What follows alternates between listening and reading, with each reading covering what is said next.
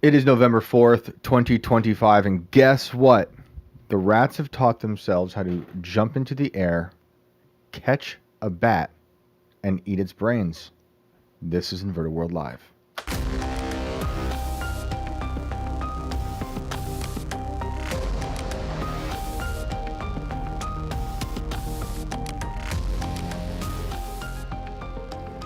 What's up, everybody? Welcome back to the show. This is Inverted World Live. I'm your host, Shane Cashman. I just saw a drone on the way here. It was very bizarre. It flew right over my car. We're going to look at it. I did film it, and guess what? It looks like every other video of every other UFO. It's very grainy and has blinking lights, but we'll pull it up. We'll see what you guys think. Certainly not a plane.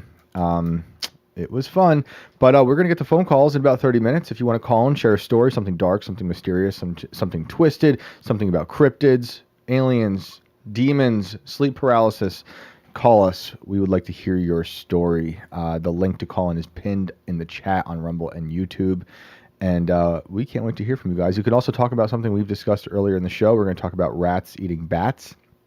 And it's quite interesting what they're doing over there in Germany and possibly in other places in the world. And I am, of course, joined by Brandon. What's good, man? What's up, Shane? What's up, everybody? Welcome back to Inverted World Live.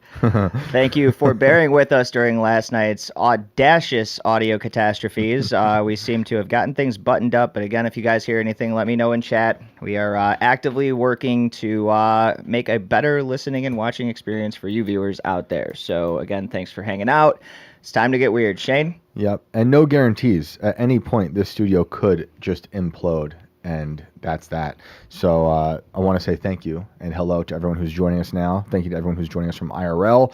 We are going to discuss rats that have taught themselves to jump into the air to catch bats and eat their brains.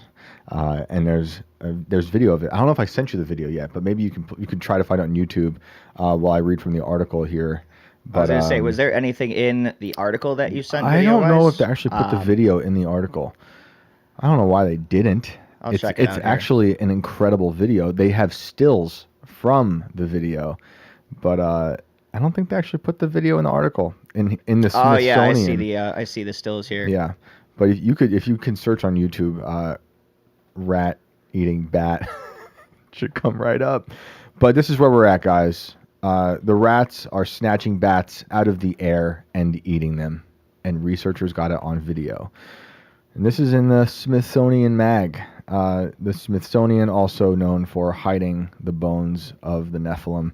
I'm waiting for Trump to release those files with the Epstein files. I know we've heard about the Amelia Earhart files. Who knows what's going on with all that? They're searching for her. I want the giant Smithsonian bones files, and I want the Epstein files. Is that too much to ask for these days? But in the meantime, we have rats, and let's read this article. Rats have gotten a bad reputation over the years for being dirty, garbage-eating carriers of disease. Here we go. As you guys can see here, we have a still from the video. Unfortunately, in this still, you don't actually see the rat jump, but they do jump just a bit into the air to catch this thing, braving, which like he looks falling like off this ledge. Yeah, he looks like he's kind of posted up in an area that's opportune. Oh yeah, and he's obviously reaching off, a couple of good inches while maintaining his balance on this ledge, which is impressive. Trying to catch a bat. It's so good. But these ubiquitous rodents are also clever and capable of learning complex tasks, even using their imaginations to navigate in virtual reality. Look at this. We're getting a rat redemption arc before our very eyes at the end of 2025. Now, new research adds another odd skill to their resumes: hunting bats.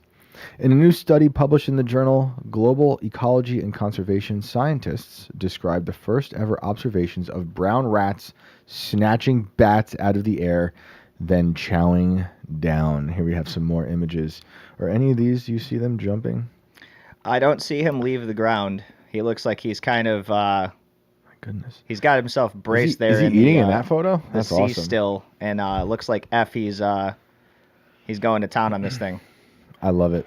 This is the important news I think about, because brown rats are everywhere. These are the rats that we have all over the place. So the rats I knew in New York City are the rats you knew in Chicago. Massively. Behind the venue that I worked at, they actually built a whole colony that went underneath the parking lot Whoa. of the venue, clear out to the other side.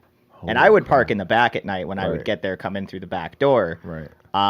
And every night I pulled into that alley, you could see, I could literally go out for a cigarette and watch Scurry. 20, 30 of them just scatter immediately back to their holes. It's insane. Oh man! In the city, they were getting so big as well, and they were like, there was that one viral video, the one carrying like a piece of pizza, a slice of pizza away, just classic New York behavior.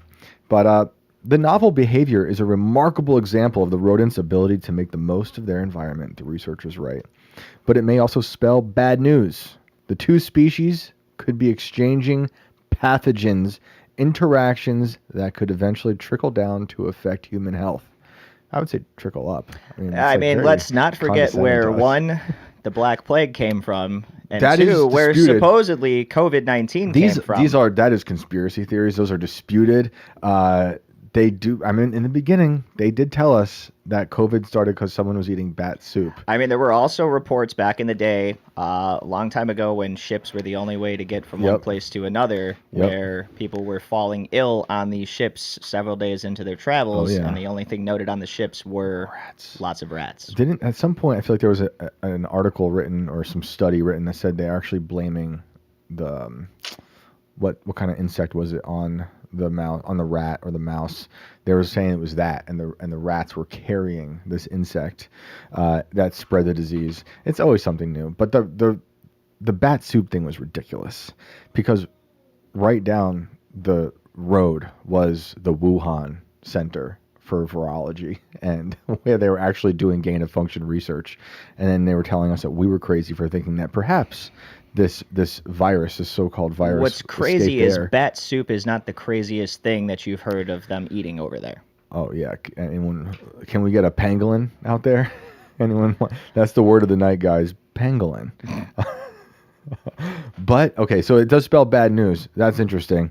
I don't really like that part of this story. I'm happy for rats. I thought this was good news for rats. They're getting a redemption arc. They're hunting now. They're usually known as scavengers, but now they're hunting bats. Like, hey, the rats are like moving on up, but they could also destroy the world. So there is that. Our observations, this is a quote from the study, show how adaptable and skillful rats are in exploiting food resources in urban ecosystems while highlighting a conservation issue linked to invasive mammals, says lead author Florian Gloza Rausch, a biologist at the Museum of Natural History in Berlin. So all these rats that were observed, this is all in Germany, but they're saying because of habitats disappearing, they're now turning to do new things, which did remind me of my grandfather, who was a hearse driver for a funeral home, and when they moved down to Florida, it was like anywhere else in America these days, but when they moved down there, it was about 30 years ago, and it was just a bunch of farmland and these developments here and there, and within the course of like 10 years, it was just no more farmland. And all these developments, typical, strip malls and all this like gross stuff, except for Publix. I do like Publix. But my grandfather started to notice that all the alligators were just leaving the swamps because the Everglades were disappearing, and they were just showing up in backyards. He was really happy about it because he thought it would help keep people away. Now, he liked it, but other people didn't like it so much. But this is kind of the same thing, except I don't remember the alligators jumping into the air to hunt things, although I'm sure they would have eaten a person if they were that hungry. Back to the story. To our knowledge, this type of rat behavior has previously been documented scientifically. Has not previously been documented scientifically.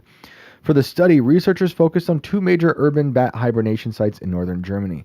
One in the town of Bad Segeberg, which sounds like a place where rats eat bats, if you ask me. The existence of bad Segeberg also implies the existence of a good Segeberg. That's a good point. Is the other location that they're studying in Good Segeberg?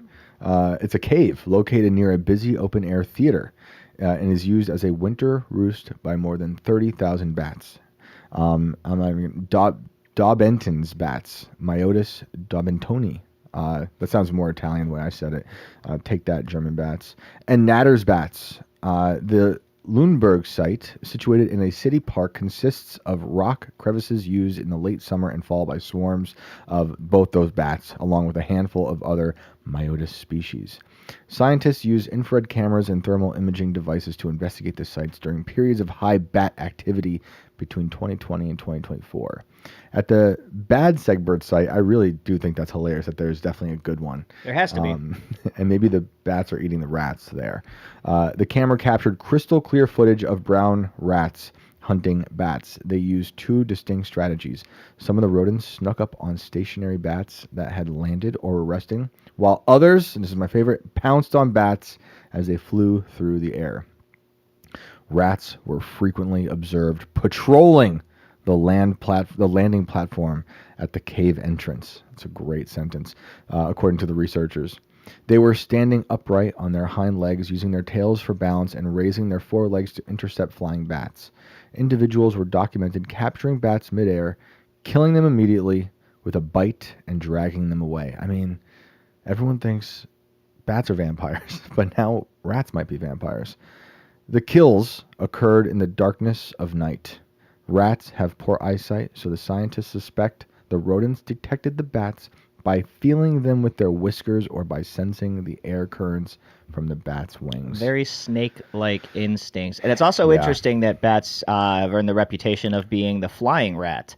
Yes, good point. So we've got some weird kind of symbolistic cannibalism almost going on here, it looks like. Good point. But blood-sucking between the two of them, definitely. While I finish reading this, if you do go to YouTube, you can see, look up Watch Rats Hunting Bats. I did find a video. Because I feel bad. They keep referencing the video, and it's ridiculous. It's not in the article. Let's just show the people now. Let's not hold this back. This is breaking news.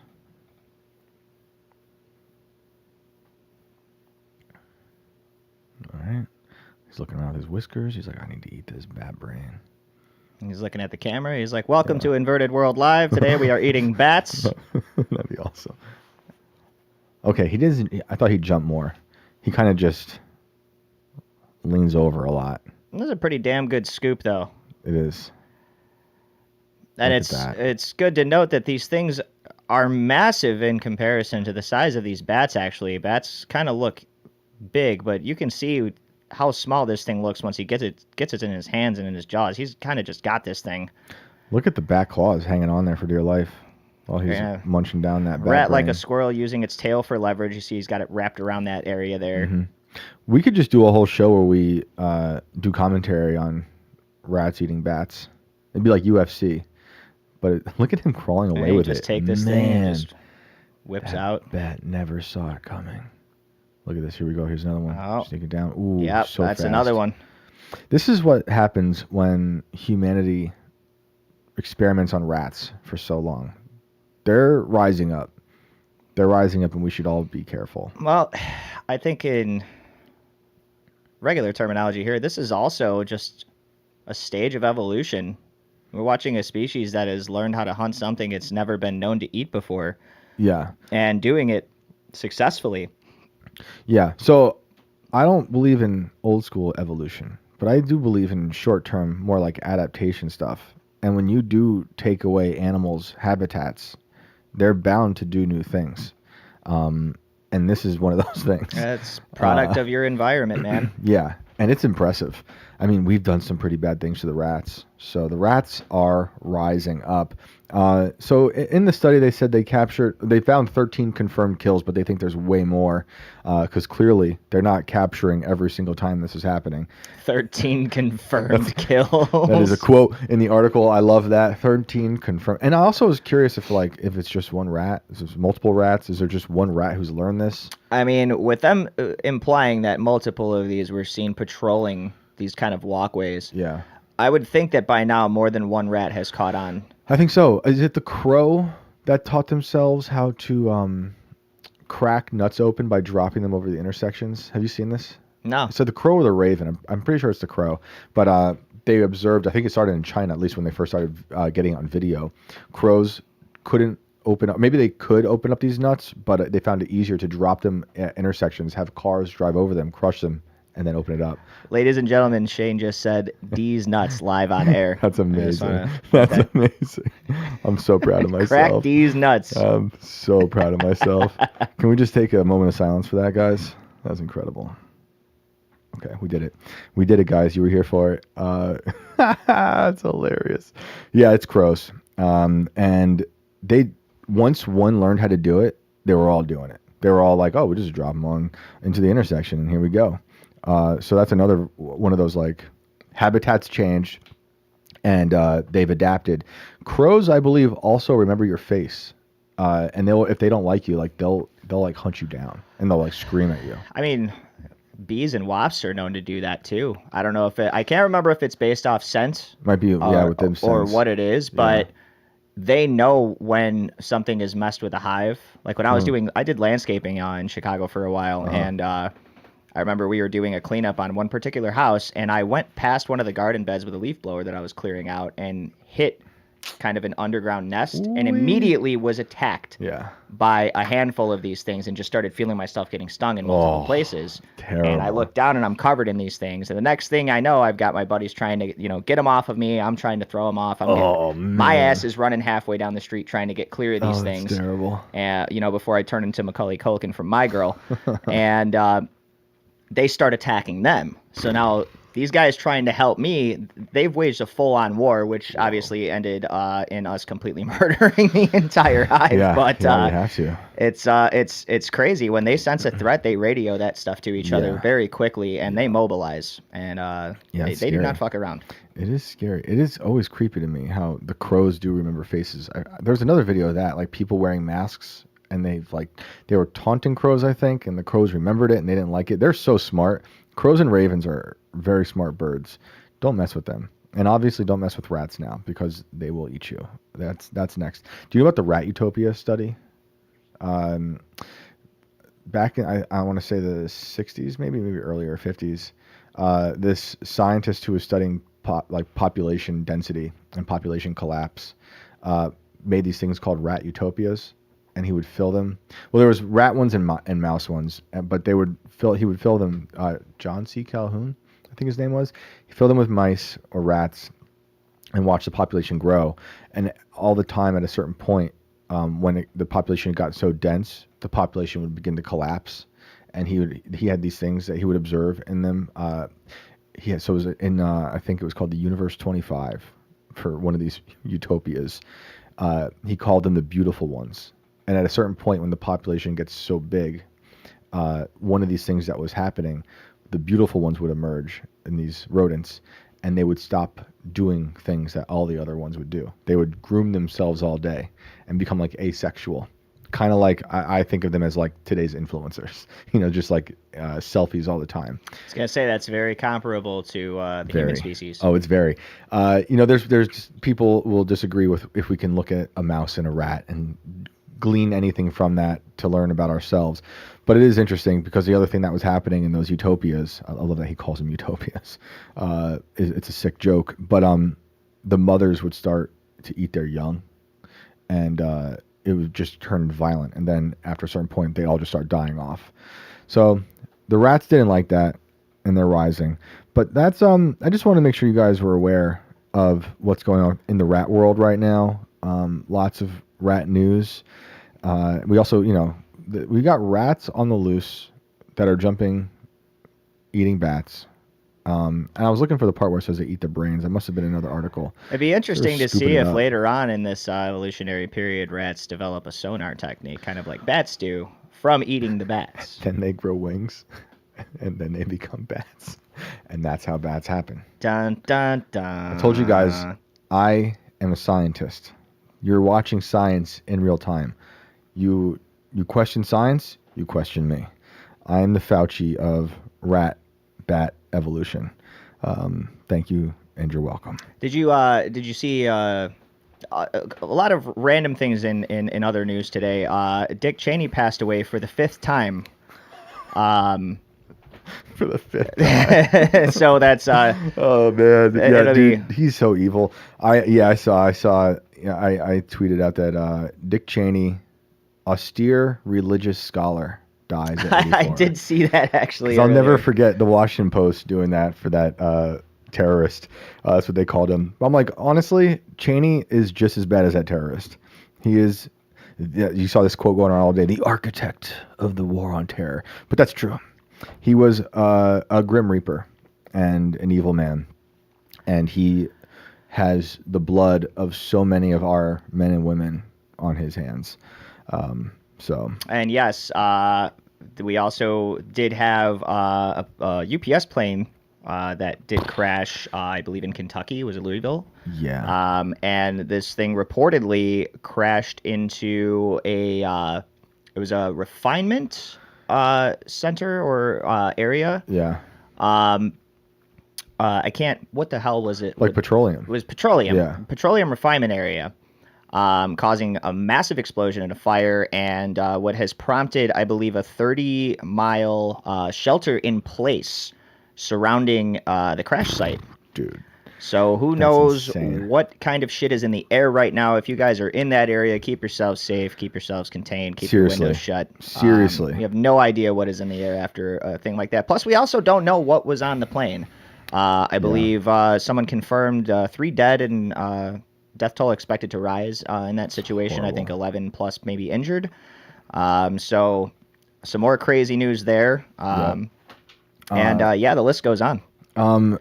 What I see you guys in the chat saying that Alad praised him on Timcast. I'm assuming you're saying Alad praised Dick Cheney. That should surprise no one. But I don't know for sure if that happened. But if it did, that's like praising the plane crashing into the petroleum in Kentucky. Honestly. Oh, Alad. But what else was there today? There was a bomb threat on Oh the yeah, plane. tell us about that. What do you know about that? I saw that there was I don't even know how it ended, honestly. But I saw that there was a bomb threat on a plane at DCA. But that was like just one part of multiple bomb threats all day because there was elections, as we talked about last night. But there were bomb threats and swattings at election places throughout New Jersey and New York City. That's insane. It's just insane. I mean, I think they want you. This is something Sam Tripoli says a lot when it comes to flying. They don't want you to fly, And at first, I was like, I don't know, maybe it is really bad. Flying sucks right now, but it just seems like this entire year has been an attack on the institution of flying. Yeah, no one wants to fly. I don't want to fly. Right. I got to fly on Friday, so. When you're a couple days from getting on a plane, obviously I got to fly back on Monday. Right. A couple days from getting on a plane, and you start seeing plane crashes. It's just like, and it's not even just that. Like, it's not just. I'm not the best flyer. Like, I don't really like being up on the plane. It's great. It's awesome that you can get to places fast. I do prefer driving, but it's the process of getting to the plane. Like, the whole thing sucks now. Everyone's a jerk. It's incredibly exhausting too, believe it or not, because you're soul-sucking. really just walking around. You're going through security, you're doing your thing. Right. You get on the plane, you sit there for a few hours, you get up, you get off, you walk, you do more walking, you get a ride. Yep. But the hours and hours that it takes to transport in between the airport, your destination, back and forth, flying, is super exhausting. I don't like it. And then anytime I have an issue at an airport, they're like, I ask someone who looks like they work there, and they're like, refer to the machine. Like, just talk to the machine. I'm like, man, you people stink. The face scan security methods are pretty interesting that are happening now too. You can say no. I say no every time. You don't have to do it. I did do it coming back from the Caribbean, or on my way out to the Caribbean earlier this year for a vacation. And when I got back in, Customs didn't really ask me to see anything. They just said, look here. And they said, okay, you're good. And I'm like, what the hell was that? Yeah. And I remembered that they had actually face scanned me before I left. So more information to feed into the incoming drone army that will be able to recognize you from a distance you can't see and possibly target you. And I understand that, I feel, I said no to the TSA camera. I'm like, meanwhile, my phone is constantly tracking me. My neighbors are the CIA, I believe. And Lockheed Martin has satellites in the sky. You're not going to escape this stuff. Surrounded by spook technology. Everywhere. Stacy, thank you for the chat. You said you have it backwards. Bats lose their wings, and that's how we have bats. I think she meant rats. Bats. Yeah. Exactly. And now we have if rats. bats lose Right. their wings, they're not bats anymore. Right. I would think that they're rats. Well, she did uppercase B for bats and then lowercase b, so maybe that's a difference there. But yeah, it sounds like you're questioning my science, which means you are now going to prison. I'm so sorry. So sorry. And she said later on, I mean rats. Okay. Still, Yeah. even with that clarification, jail. Right to jail. You question the science. How dare you? What else was there today? Do you want to pull up that drone thing I sent you? Oh yeah, yeah. So And then maybe we'll do the AI thing really quick. This was interesting, and even the video, Shane ended up having to put the video up on YouTube because for some reason we just could not get the video to transfer over to any other way. It was resisting, Yep. almost like it didn't want to be aired. But I digress. I took just a quick look at this thing and I said, Shane, that's a drone. So And this is taken right on my way into work. So, of course, Shane shot it in portrait, but he got it. That's all I care about. You can see the angle, the pitch on this, suggesting the forward propeller motion or overhead propeller motion, almost like an osprey flies when it has its wings up. And you can see the indicative, as I like to call them, red and green lights on these things. It's so funny that Arthur Fox 6 says blurry equals fake. As I'm watching this, I'm like, that is fake. And I took this. I just took it 30 minutes ago, and this looks so fake. But in my car, it was clear as day. Clearly, it was clear as day. But now I'm like questioning if I am real. And it looked to your naked eyes, it looked like a drone. It didn't look like a plane or anything. It was low. It was so low. You can't really tell in this video, but it was very low. You know, there's houses I'm driving by, and there was no sound coming from it. And it was slow. I was gonna say this thing looks like it's kicking ass, like it's keeping up with you, or I'm driving slow forward, and it's going right over the roof of my car. Keep an eye out for Shane driving while recording drones in the air, people. I told you guys, I used to write. I write while driving. I can also record UFOs while driving. Yeah, I know. Metal Flakes, it says careful filming stuff while driving. Every week it's... Every week it's Shane driving around filming something. That's right. That's funny. Yeah, everyone's saying it's fake and gay. It might be. You know, even though I took it, I'm willing to say that might be fake and gay. Whatever it was, it felt like it was watching me. And I was looking up, like, what would a drone even be doing out here? Like, we're in the middle of nowhere. But we're not that far from D.C., realistically. That's the thing. And we've had this whole kind of theory that maybe there is, with everything going on, tensions heightened, everything going on, maybe they are keeping a drone surveillance range that we haven't been notified about around our nation's capital. Yep. I don't know. Maybe it's a good transition to go to that unmanned drone I sent you. Did you get that? The unmanned drone. It's a tweet from Mario Narwhal. I believe. Hang on. Let me see here. Yes. This is the AI. Perfect name for one, tonight. right? Yeah, the X-Bat. Yeah. Also, very hilarious. Because the thing almost does kind of look like a bat. But let's throw this up here, and we'll read a little bit about it. Yeah, I'll read it. And right before I do, I just want to say that we're about to pull this up, and this is like clear footage of something that they're saying is real, but this also looks fake and gay. Honestly, when I first saw it, the first thing I thought was, this is an AI-powered drone. How do we know this isn't an AI-powered vehicle or video, rather? Right. Well, see for yourselves, and let us know what you think. Like, that part looks real, but now it's fake. And that's all fake. That can't be real. That's definitely fake. Yeah, that looked like a video game. Yeah. Like, that looked like... Classic. Microsoft. Oh, it's weaponized, apparently, because it just... of course. Totally fired a missile randomly in front of itself. Yep, there's no. Yep, the whole fleet of them firing missiles. Look at that. That's not scary at all. Are definitely fake. Well, Mario Narwhal says, "Meet the X-Bat, America's new AI-powered fighter jet with no pilot," which is what people. They weren't saying it was this explicitly yesterday. Look how it lands too. Bro, that is fake. What does that look like to you? Yeah, some Elon stuff. Yep. Now, they did classify this as a drone. Mm-hmm. This is weaponized. Yeah. And unmanned. Yep. I think they're seeing a lot of this in Ukraine. This is the kind of shit I've been warning you guys about.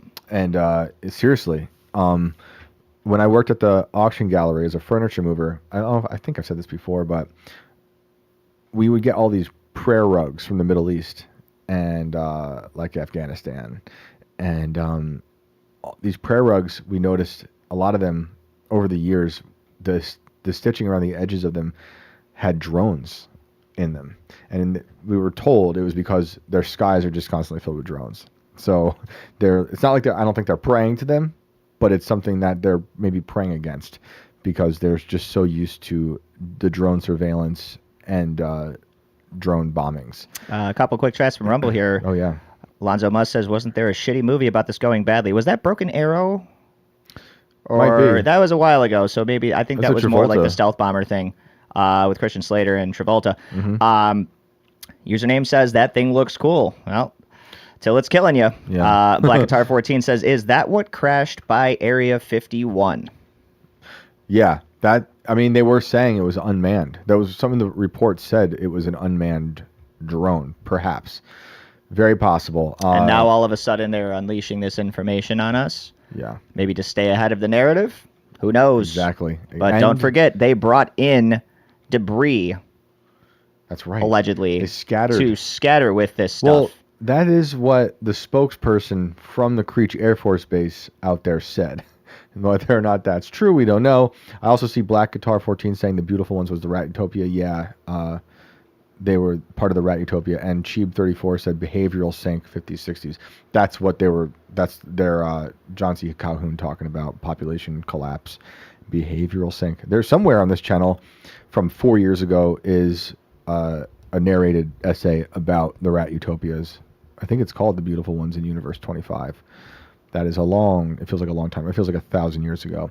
But I'll just real quickly read this from Mario Narwhal.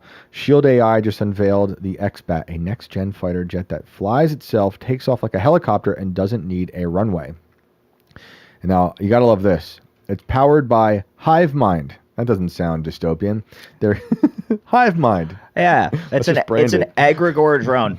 Oh my goodness. Which means they think in clusters and they all know what each other are thinking all at once. And now marry that idea to what Palmer Luckey was saying on Rogan when he was wearing his cool goggles with the helmet, where he was talking about the Hive Mind, a different one, I believe, where he could sync up the soldier's helmet, glasses with all the drones in the area.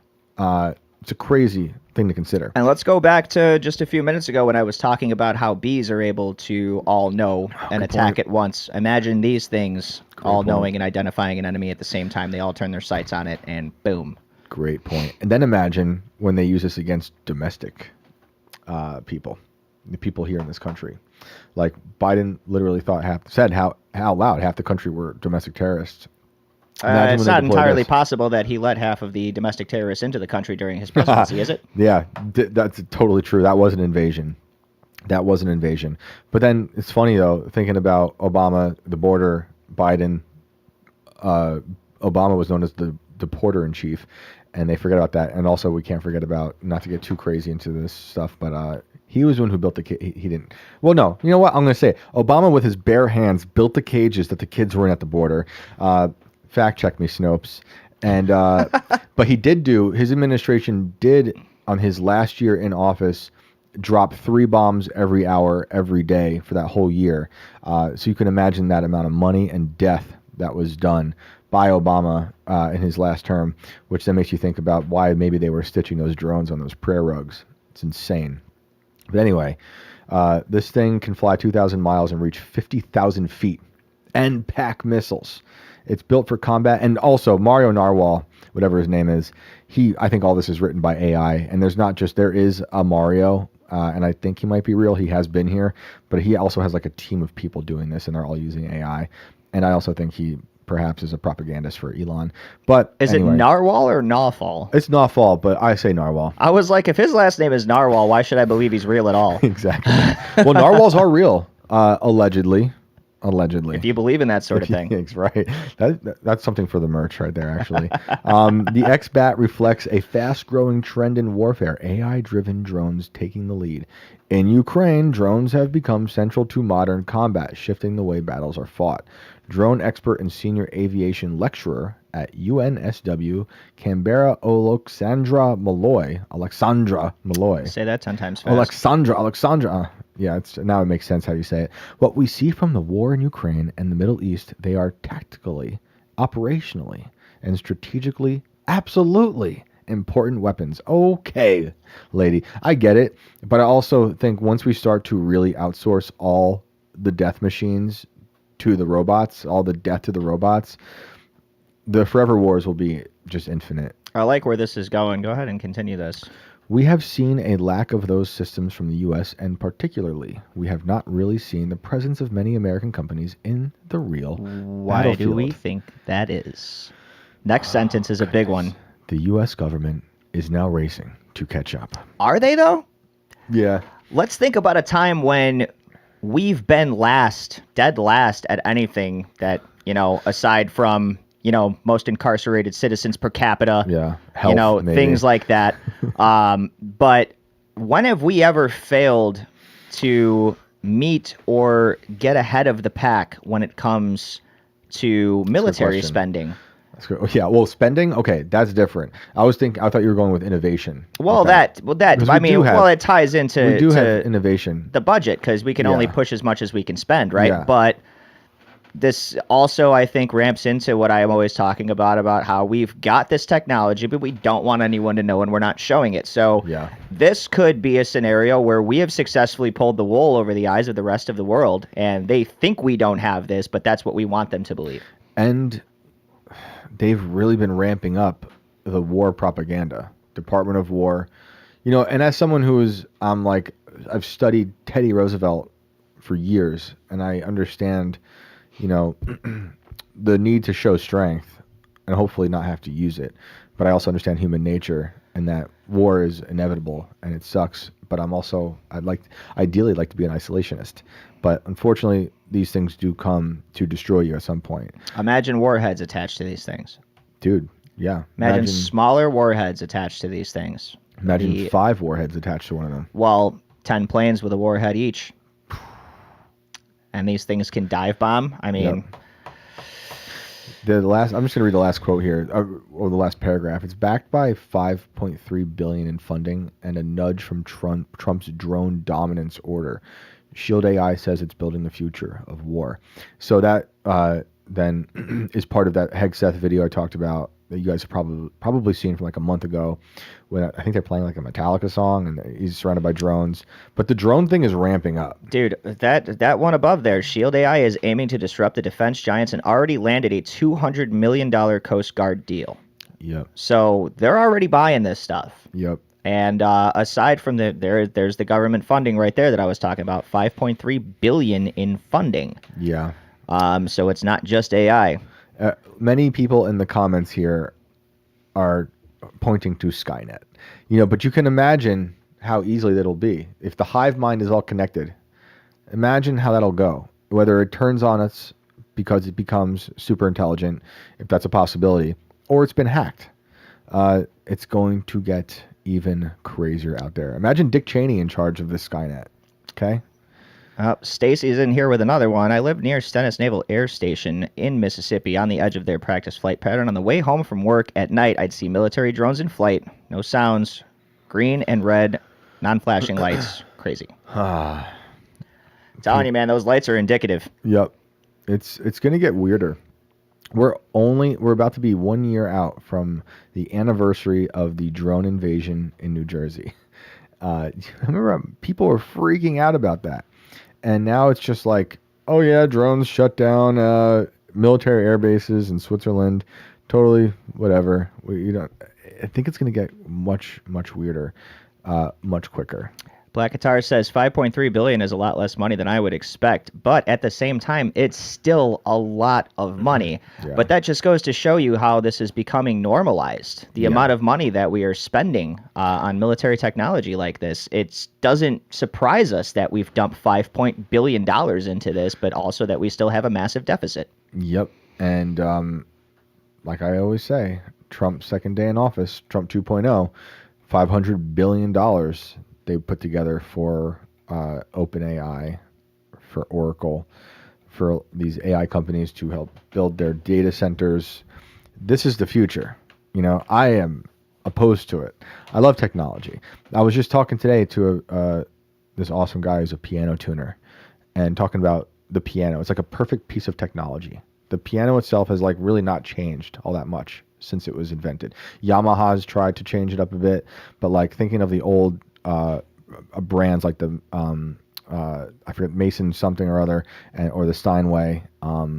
These are just beautiful pieces of technology, and I love that. And then thinking about what goes into them and how new technology hasn't really helped someone like a piano tuner, because you still have to do pretty much all the same things they were doing to tune them and fix these giant things way back when, 100 some odd years ago.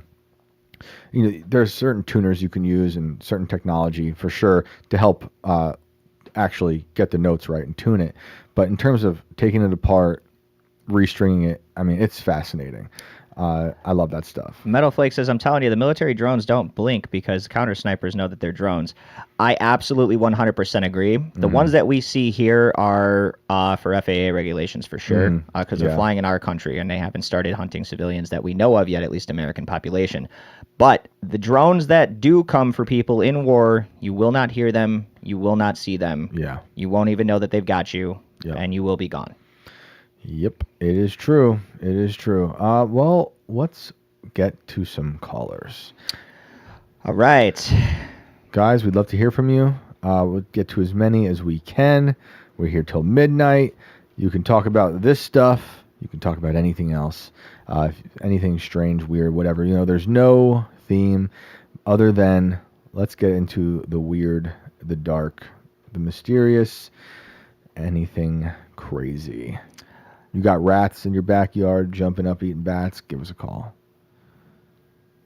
All right, so we're going to bring on our good homie Synchrotron to kick off the night. As I wanted to get him on last night, but we just didn't have the time. So let's see what he's got for us one tonight. day closer to building the vacuum that will destroy the earth. Yeah. I definitely think so. And of course, it takes him just a few seconds to get in here with his connections. Chili Peen says you have to tune a piano every time you move it. Yeah, part of my job at the auction gallery was moving pianos, and that is probably why I have so much back pain today. They are quite heavy, but you do have to tune them. Synchro, welcome back to the show, man. Hey, just a second. Let me mute the... Sure. Okay. What up? Yeah, my internet sucks. Every time you guys connect me, I have to disconnect the network cable, plug it back in, hope that it connects. You blaming us? That's Synchro? troubleshooting 101, man. Yeah, Blaming us? Right. Did you see the shit I had to go through last night? I mean, you're not alone, dude. I did. My internet kicked out on me the exact same time that y'all's audio cut out one time. That was really weird. Oh, that is weird. Interesting. That is really weird. What's he doing over there? Yeah, what are you? guys What's he building in there? What's going on, man?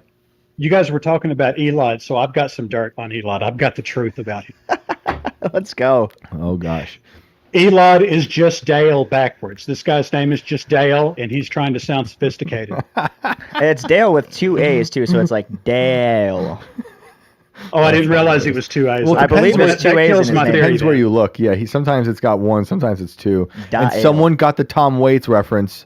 Shout out to Black Guitar 14, amazing. That's awesome. It's my favorite Tom Waits song. Sorry guys, but yeah, no, okay. So he's like trying to spice it up. He's like, look, I'm a New Yorker. I got to fit in. I'm not a Dale. I'm in a lot. That's hilarious, dude. He's really Dale Gribble. He's just undercover. Well, I'm going to take this up with him. I'm going to expose Dale in front of the world. You hear that, Dale?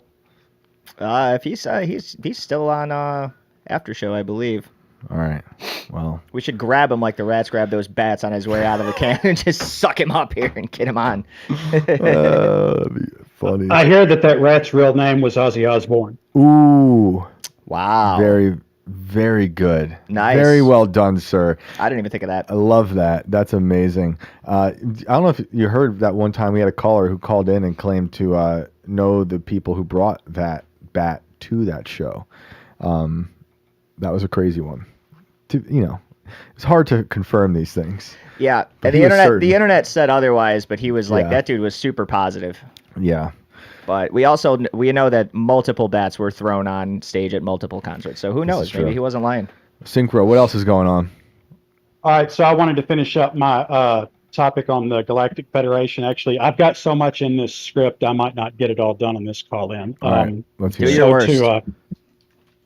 worst. So last time on Dragon Ball Z, I was talking about the Galactic Federation and how I think that the motive for them being at Earth is because they're here to try to stop vacuum decay from happening, which Right. they have already witnessed happen before in an alternate timeline. Okay. So the way that I think that the Galactic Federation found us, even though that this thing propagates at the speed of light, so I think that they have a series of quantum entanglement probes. So the probes would be spaced out in equidistant distances. So like they'd be like 1 light year apart, and there would be like a cube grid pattern of them. Each one of the probes has a half of an entangled particle pair in it, and then the other half of the particle would be presumably back on their home world in some central monitoring location. Mm-hmm. So that when the probe gets destroyed and it breaks the entanglement, they can tell where the entanglement has been broken. So the same way that we have seismologists and they can pinpoint where an earthquake happens by checking the timing differences and when the shock wave reaches the sensors, they can do the same thing with the quantum entanglement probes. So once a certain amount of them get destroyed, they can calculate the curvature of the event horizon.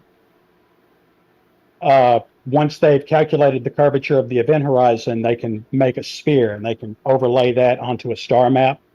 So the distance between the center of the sphere and the edge of the sphere lets them know how long ago this event happened in light years, because each light year takes a year, so it gives them a time stamp too.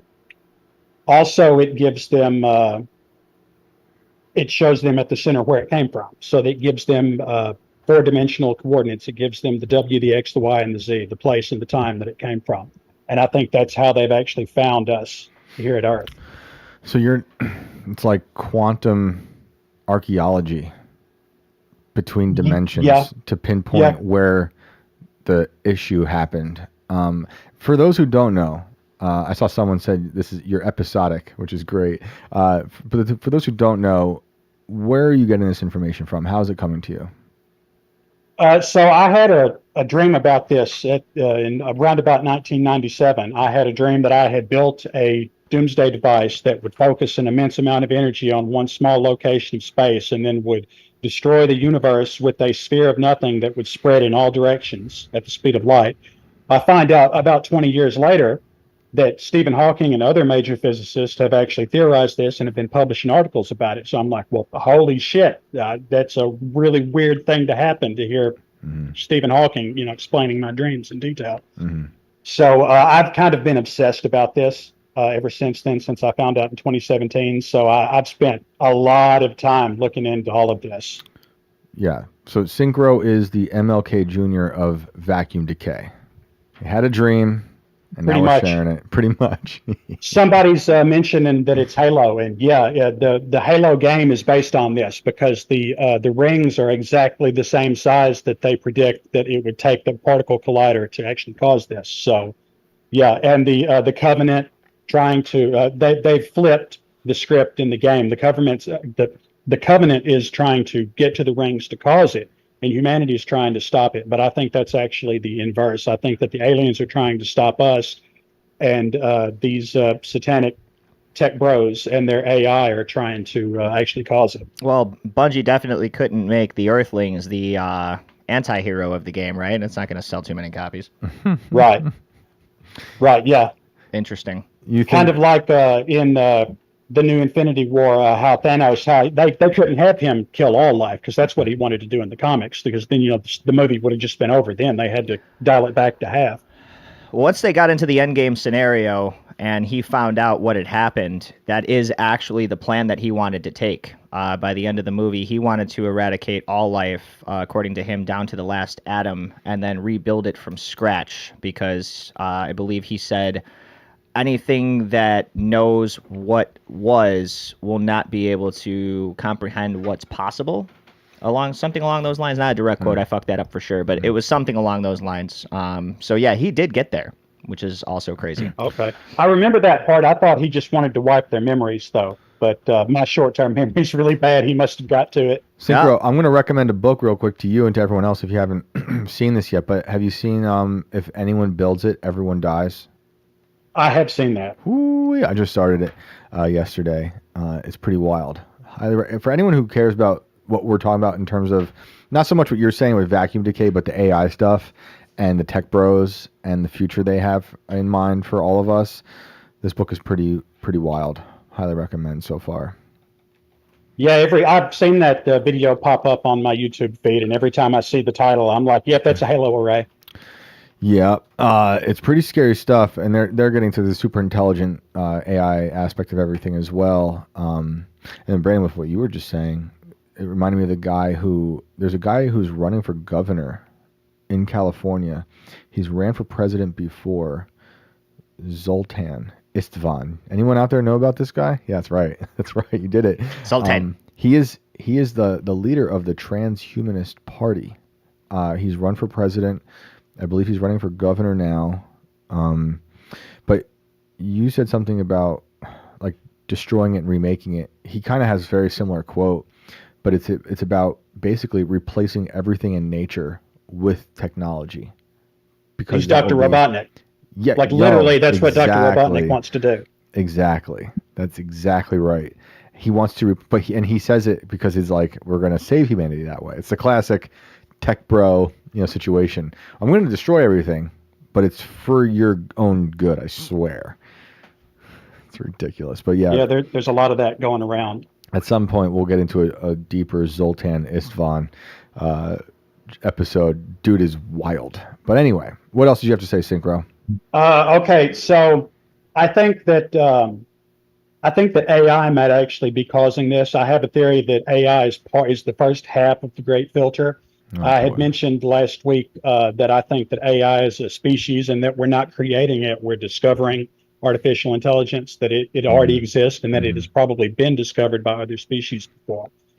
So my theory is that the Galactic Federation is responsible for the Fermi paradox, that the dark forest paradox and the zoo hypothesis, or the dark forest hypothesis and the zoo hypothesis, are both true, that the Galactic Federation's watching everybody, and that once they think you're to the point where you're either going to make AI that's going to threaten the Higgs field, or that species will threaten the Higgs field, that they cause the extinction of that species. I think that explains the Fermi paradox. I think that most species get destroyed by the Galactic Federation because of this, and I think that we're next.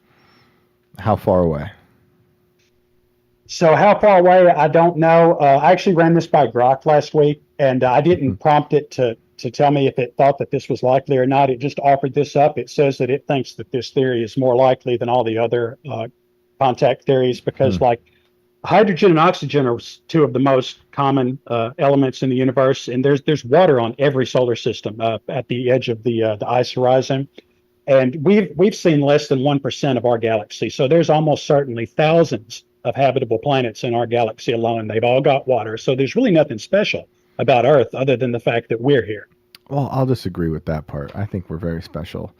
But you're saying you believe that there's thousands of other habitable planets in this galaxy, and that's outside of the idea you have of these alternate dimensions. That would also, I guess, mirror what you think ours looks like.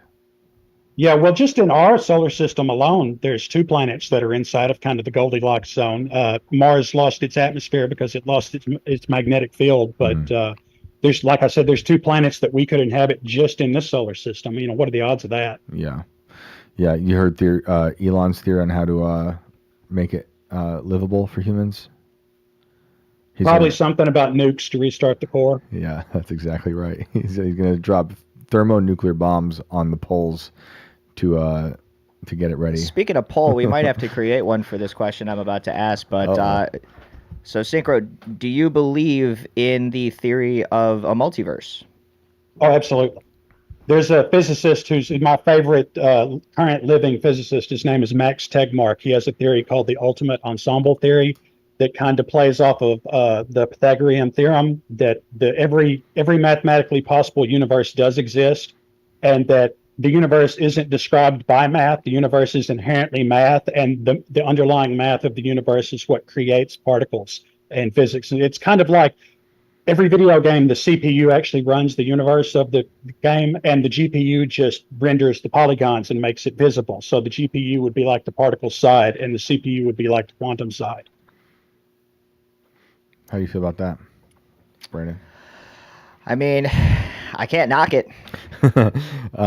You're deeply in this world. Other than, would you say Max Tegmark? Are there other people, I guess, or some like people right now who are saying similar things or theorizing things outside of the ones that you eventually learned were, or was it Stephen Hawking talking about this stuff?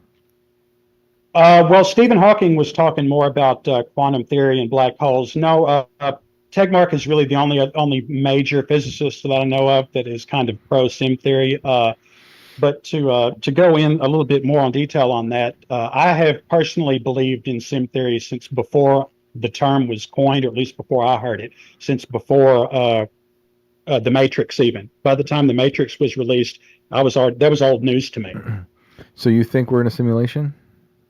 I think that the fundamental, the way that reality works itself is math, and that is simulation. Now, that doesn't mean that I think we're in a computer, that we're in like an alien computer or anything. I just think that's the way that reality works is simulation. Isn't that sort of just thinking about how it is with God creating, with a creator, we'll say? Yes, I don't think those two things are mutually exclusive, Okay. and I'm not using that to replace God. I believe in I have some really weird beliefs, guys. I believe in God and creationism and simulation theory and all the aliens too. No, that's okay. I mean, people, it's hard not to with all this stuff going on. I get it. I don't believe in simulation theory in terms of the computer part, but I believe, I have the whole other idea of what simulation theory is. But I think it's interesting to consider this idea of simulation theory plus the alternate dimensions plus whatever you want to call them, the tech bros. And it seems like the inevitable course of human nature to just keep progressing, in quotes, and innovating and creating the thing that will inevitably wipe you out. Because it is the man versus God narrative, It's Tower of Babel all over again. It's what can we do? It's the atom bomb. What can we do to make things, quote unquote, better? But it's going to wipe us out. Well, the Bible begins with forbidden knowledge. It's literally the first story. Exactly. The fall of man is rooted in knowledge, and then it's the constant war amongst humanity on the temptation to then keep building those things. I mean, right now I have a phone with an apple with a bite out of it. Yeah, they did that on purpose. That's definitely they put so much occult stuff in all the tech. That was 100% on purpose. All their things are always named after Eve or Adam. They always harken back to the Bible, and it's on purpose. And I don't believe them when they say they're religious. The tech bros that is. I'm not saying people in Silicon Valley that work or whatever, but the main guys like a Teal type character or the cloud guy that I talk to. I really don't believe them when they say they're religious. I think it's part of an act. Part of a cult. Part of a cult. They're a cult. It's a tech cult. It's a transhumanist tech cult, and they don't like us. I don't like them. There's another passage in the Bible, the one that says that through God all things are possible, and I take that literally to mean as evidence of an infinite multiverse, because an infinite multiverse would be part of all. Yeah. Yeah. I mean, I can't say God can't do anything. I think anything we can think of is we have our imaginations are as amazing as they are limited, and that God can do anything. Oh, with us being created in His image, wouldn't that imply that we can do anything as well? I don't think we can do anything. But Like, the- I don't think we can be omniscient. You know, I The don't possibilities think we can are limitless, though. One would have to think. be. I think that's when the conversation of what playing God means. Where is that line? Because some people will draw that line way over here with medicine. You know, and I don't know if that's. But so if we're true. capable of playing God in a religious scenario, one would have to think that He knew that and He created us to do that. But that's Whether where or the not fall we're of- supposed to be dabbling is a whole nother Right, conversation. well, that's but where the fall of man comes in. I'm going to break this desk at some point. I have guys, you can't tell. I have we both have the smallest desk possible. we're working on this whole shit's gonna get revamped. We're almost there. Brandon has like 70 computers on the tiniest desk possible. It's insane.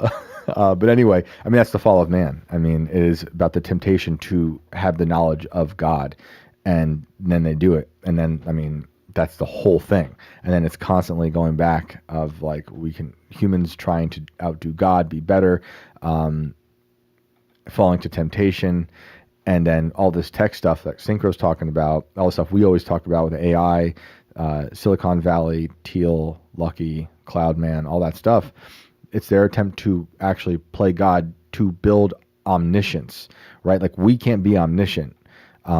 But the surveillance state that someone like Teal and Palantir, Clearview AI, the stuff, the Anduril, the stuff they're building is a false god that has a sort of omniscience that can see all, anywhere, all the time, which is also already what Lockheed Martin's doing with their spy satellites and global heat mapping.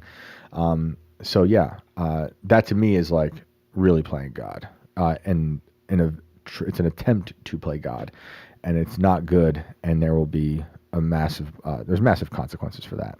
But Synchro, what else? Do you have anything else? I do want to get to other callers. I know you have a lot to say, so you can always call back. But if you have something else you want to wrap it up before we get to the next one.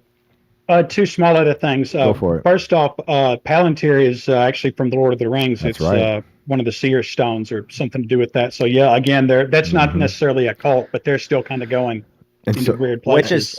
Which the whole thing about that is terrifying if you look at it like that, because the Palantir that was found in that movie was not the last, and the rest of the seeing stones, as they were called, were not recovered, but they were all seeing, so each one could glimpse into the other one, almost suggesting that they have the ability to see through others too, which suggests a giant illusionist cult. They're a cult. So Palantir is one. He's got Valor Ventures, Mithril, Lembus, Rivendell, Arda, Erebor. That's a digital bank. He does this. I think Anduril is also a reference to Lord of the Rings. Yeah. If I'm not mistaken, right? So, yeah, it's ridiculous.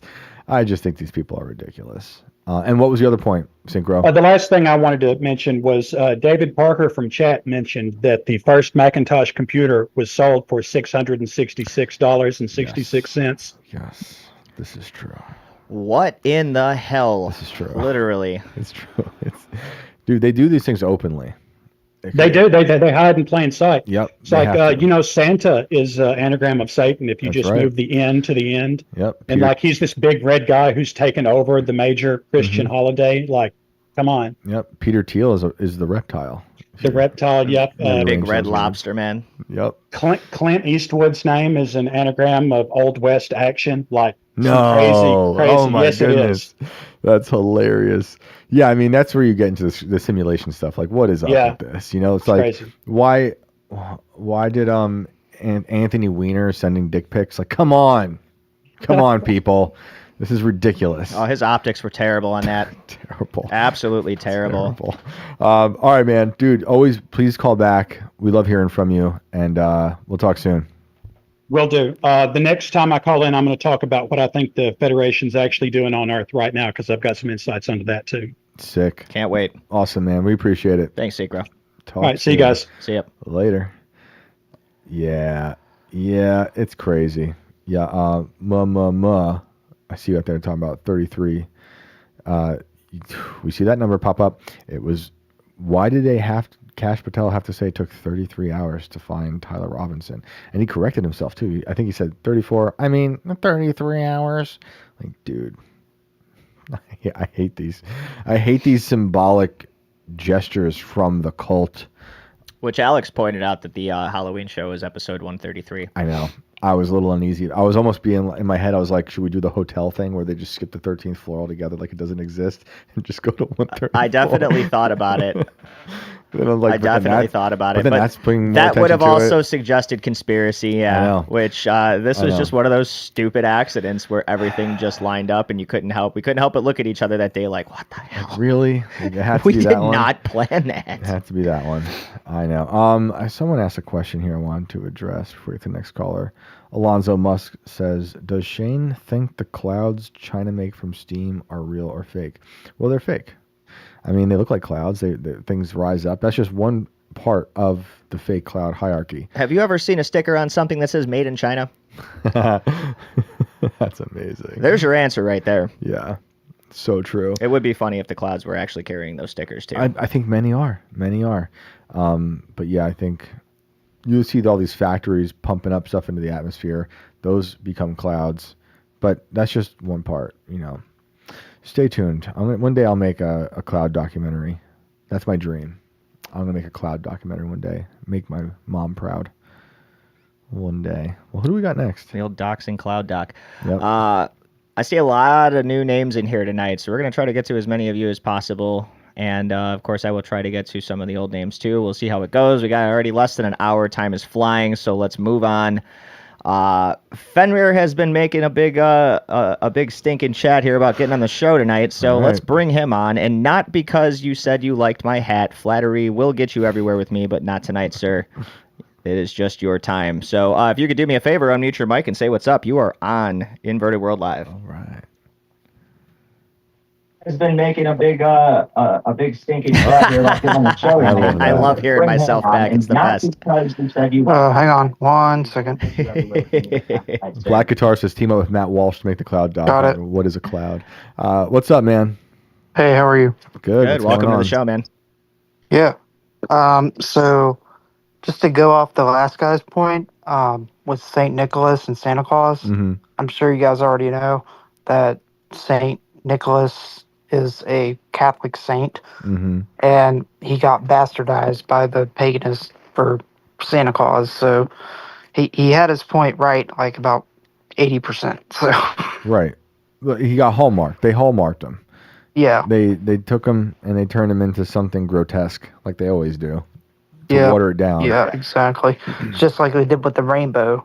It's a sign of God, and then they turned that on its head for the LGBTQ stuff. Oh yeah. Oh man, my kids think that a lot of places just have these rainbow flags out because of they're shouting out the covenant between God and man. It's like they're too young to have that conversation, but you can't go anywhere without seeing them. It's Like, definitely not because all of these places enjoy eating Skittles. I can tell you that right now. Right, yeah, taste the rainbow, yeah, right. dude, it's crazy. But yeah, no, for sure, man. What else do you want to share? Regarding the TSA stuff you guys were talking about, Yep. Yeah. I can't exactly remember what. I've been listening to your show for months. I even went all the way back to the very beginning and listened to all your shows. Oh, So, thank you. Thanks, man. That's awesome. Yeah. Appreciate it. Regarding that, I feel like people are so dumb because they turn around and they're like, oh, yeah, I don't want to scan my ID and have my picture taken, et cetera, et cetera. But you're literally on 50 security cameras the second you walk through the door in an airport. Yep. Yeah, that's why I was saying, I like Why are you making a big stink out of this? You already have a government ID. You're in the system. I totally. That's what I was saying. Like, no matter what you do, you're still in the surveillance state. We have our phones. We have the Lockheed Martin spy satellites. My thing is I just like making the TSA people feel uncomfortable because they're always jerks 99% of the time. So I like saying no, and they don't expect anyone to say no. I actually met one cool TSA guy Really? a month or two ago, and I'm going to shout him out because he did the noble thing. He found a Lunchable in my backpack that had a Capri Sun in there, Wow. and he could have taken my Capri Sun, which would have angered me. But instead, he came to me and he said, "Hey, man." Wow. He's like, he's like, I can take you back out really quick if you want to crush this really quick and then come back through. And I'm like, dude, that's awesome of you, but let's just move this shit That's on. And I gave him hilarious. permission to throw away my Capri Sun. Wow. But yeah, that's why I like to make a big stink about it. It does nothing. I really hate You're the way. talking to a previous T ending with A agent. And how are you to people? I'm sure you are much nicer than other people I've I encountered. tried to be as we're. I'm in Florida. I'm not going to give the exact Oh, airport, yeah. but obviously for security reasons Yeah, definitely. and disclosure reasons that I signed under contract. Yeah. But yeah, we're pretty good about stuff. The new system is not great, but it works. I have been raped. I've been raped by 10 TSA agents. I actually have flown into MIA and Fort Laud before multiple times, and they're pretty good down there. I don't have any complaints with you guys down in Florida. So Fort Lauderdale's a smaller airport than. Oh yeah, I've been there. Where I was at. Okay. But if you're at a super busy airport like Orlando or maybe Tampa. Right. Yeah. Right. Pensacola's a good airport. They're super small. Yeah. Yeah. They're great. They're pretty good.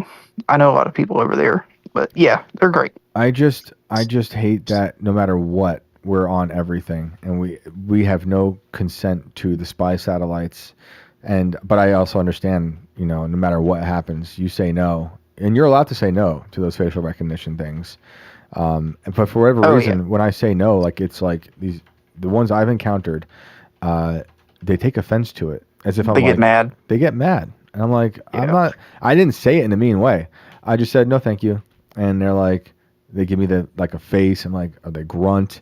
I'm like, they give you the stink eye. I'm like, I'm not, this isn't your identity. Like, you're not the machine. I'm just saying no.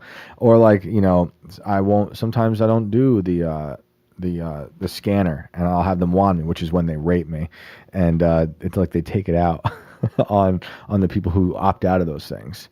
But, they shouldn't. Yeah, that doesn't sound like the people that should be doing that job, but I can guarantee you the people doing that job, maybe aka the people that quote unquote raped you, are not the people that were supposed to be doing that job, and they've been there since the Biden administration. Yeah. I mean, it's just they're part of the issue I'm talking about with like how the whole process of flying has become so horrible.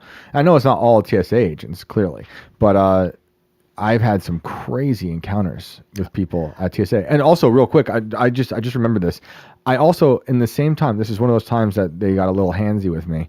I saw a lady in line at Dulles. This is like 3 years ago. She had no ID. They were like, we can't let you in. She had like a Home Depot card or something like that. Maybe it was a BJ's card. Don't get any ideas, people. And Did you see my face? I saw his face. I had the idea. I actually saw it before I even said it. I saw his face, and they let her through with the BJ's card. I'm like, they're. Did they call a supervisor up there beforehand? I don't think anyone else looked at her. Well, I don't know. Or was it just the person at the kiosk? I think it was two people at the kiosk. That one person came over, but I don't know if it was a supervisor. If it was two people, that would be the person running the kiosk and then the supervisor. And if you have some form of identification, they let you through, but they take you off to the side, and then they have to verify your identity through phone verification. Interesting. I hope that happened, because I assume she was a terrorist. I don't know. But what were you going to say? They're not going to let you through without some supervisory supervision or something like that. But anyway. Yeah. No, I hope so. Well, I appreciate you defending the TSA agents out there. They do need more love. They get it pretty bad. But it's been brutal on my end. And trying not to... Well, I got screwed over between the administration changeover, and I got laid off due to the whole Doge cut thing. Right. You can say that with that what you will, but I got screwed over in the middle of it. I agree with a lot of the Doge cuts, but then we got caught in the middle of it. Me and like 15 other people got cut off. Yeah, dude. So like, I like the idea of Doge, but I think it had a lot of unintended consequences. And being like we're like an hour outside of DC, there's a lot of people in the area who work there who are big time MAGA, and a lot of them, I mean, a lot of people have lost their jobs due to that. And so they lost their jobs, the market's flooded, and no one can get a job. And now the government shutdown is making things crazier. I mean, it's wild. And now they're saying that it's gonna affect airports all around the country with the shutdown. Yeah, it's affecting air traffic control. It's affecting TSA. Yeah. Fortunately, TSA, they can only take so many days off depending on how many hours they have. Air traffic control, they're with the union. TSA has a union. And hats off to the air traffic controllers that are working for free because they know no one else will do Exactly. it. There aren't Yeah, a lot my- of them, but the ones that are doing it are true patriots, in my opinion. Yeah. Well, are you doing all right since the Doge stuff? Yeah, I got unemployment, and then I just got another security job for interview on Thursday. So All right. Awesome, man. good to go on that. So, I hope it all but yeah, works out. my uncle and aunt are air traffic controllers, so I know how they're going through everything. So Okay. Is it just us, or is it crazier at airports now in terms of like the events that are happening, these crashes? Are we paying more It's- attention, or is it weirder? my view of it being, I majored in aviation, and my uncle and aunt are both air traffic controllers. I know flight patterns and flight procedures. I was a remote pilot operator in Oklahoma City for the FAA Academy. I know for a fact that all of these residuals that are happening after Trump, it's the DEI hires. Oh, It's damn. the pilots. It's residual from the Biden administration, That's and scary. it just hasn't fizzled out yet. That is I can scary. guarantee you that. I mean, All the the lady. plane crashes and everything that have Yep. been happening recently, it's from DEI hires. That's terrifying. I mean, we saw a report recently of some air traffic controller who fell asleep. I don't know if that was it. I think that might have been Florida. But we saw beginning of the year that the lady who was flying that helicopter over in DC that crashed on the plane Yep. and killed all those kids. I mean, this stuff is really insane. It's really bad. insane. It's And so bad. It started back before Trump was in office. It started during the Obama era. They were on track for hiring, LGBTQ colored people, if you want to say that without being racist. Well, someone said that was their Shaniqua. main priority Yeah. for hiring people that were non-white males. Yep. I mean, I talk all the time about all the stuff I had to go through at the colleges, and they're very open about saying everyone but white males. And then it got to a point Yeah. where like even white males who are gay are basically straight. Like, man, you guys just keep moving the goalposts. You sick, That's pretty much it. They keep moving the goalposts. sick people. It's gotten worse over the past 8 years, but Yeah. yeah, it's gotten bad. It's gotten real bad. Anything else you want to add before we get to another caller? No, yeah. Awesome. Go ahead. Well, thanks so much for calling in, Thanks, man. guys. Really, I hope good luck out there with the next interview, and please call Yeah. back. And thanher being a fan of the show. We greatly Yeah, dude. appreciate you. Oh yeah, I'm a huge fan. I listen to you guys and Timcast. I'm not a big fan of the other guy on there, Shad. What's his name? Alad? Odd. I was like, did he say Sorry. Sean? Yeah, I mean that seems to be a reoccurring thing for people who are against Warhawks. He is our resident Warhawk. He's a character for sure. Alad and I get along swimmingly, just not on the show because we disagree on almost everything. But yeah, he's always fun to talk to. But yeah, man, I really do appreciate the support, and best of luck with the interview. Thanks, man. I think he muted and went goodbye, but Cool, that's hilarious. big thanks to Fenrir Wolf for calling in. Oh, Alad, Dale. People are saying Dale, right? It's Dale. It's Dale, guys. Oh, It's that's Dale. why. He's like, who was he, Sean? And I'm immediately thinking Sean. And I'm like, how could he hate Sean? He's almost never on the show. Well, I don't think that went pretty well for Sean. So it could be some layover residual hate. I But, can't wait to tell him that tomorrow. I'm going to say, hey, somebody actually hates you from our show, man. He's going to be like, what? Wow. Yeah, dude. That's going to go viral. I kid the great I'm Sean. gonna break my desk. Sean knows I love him. It's fine. That's so funny. But yeah, who do we got next?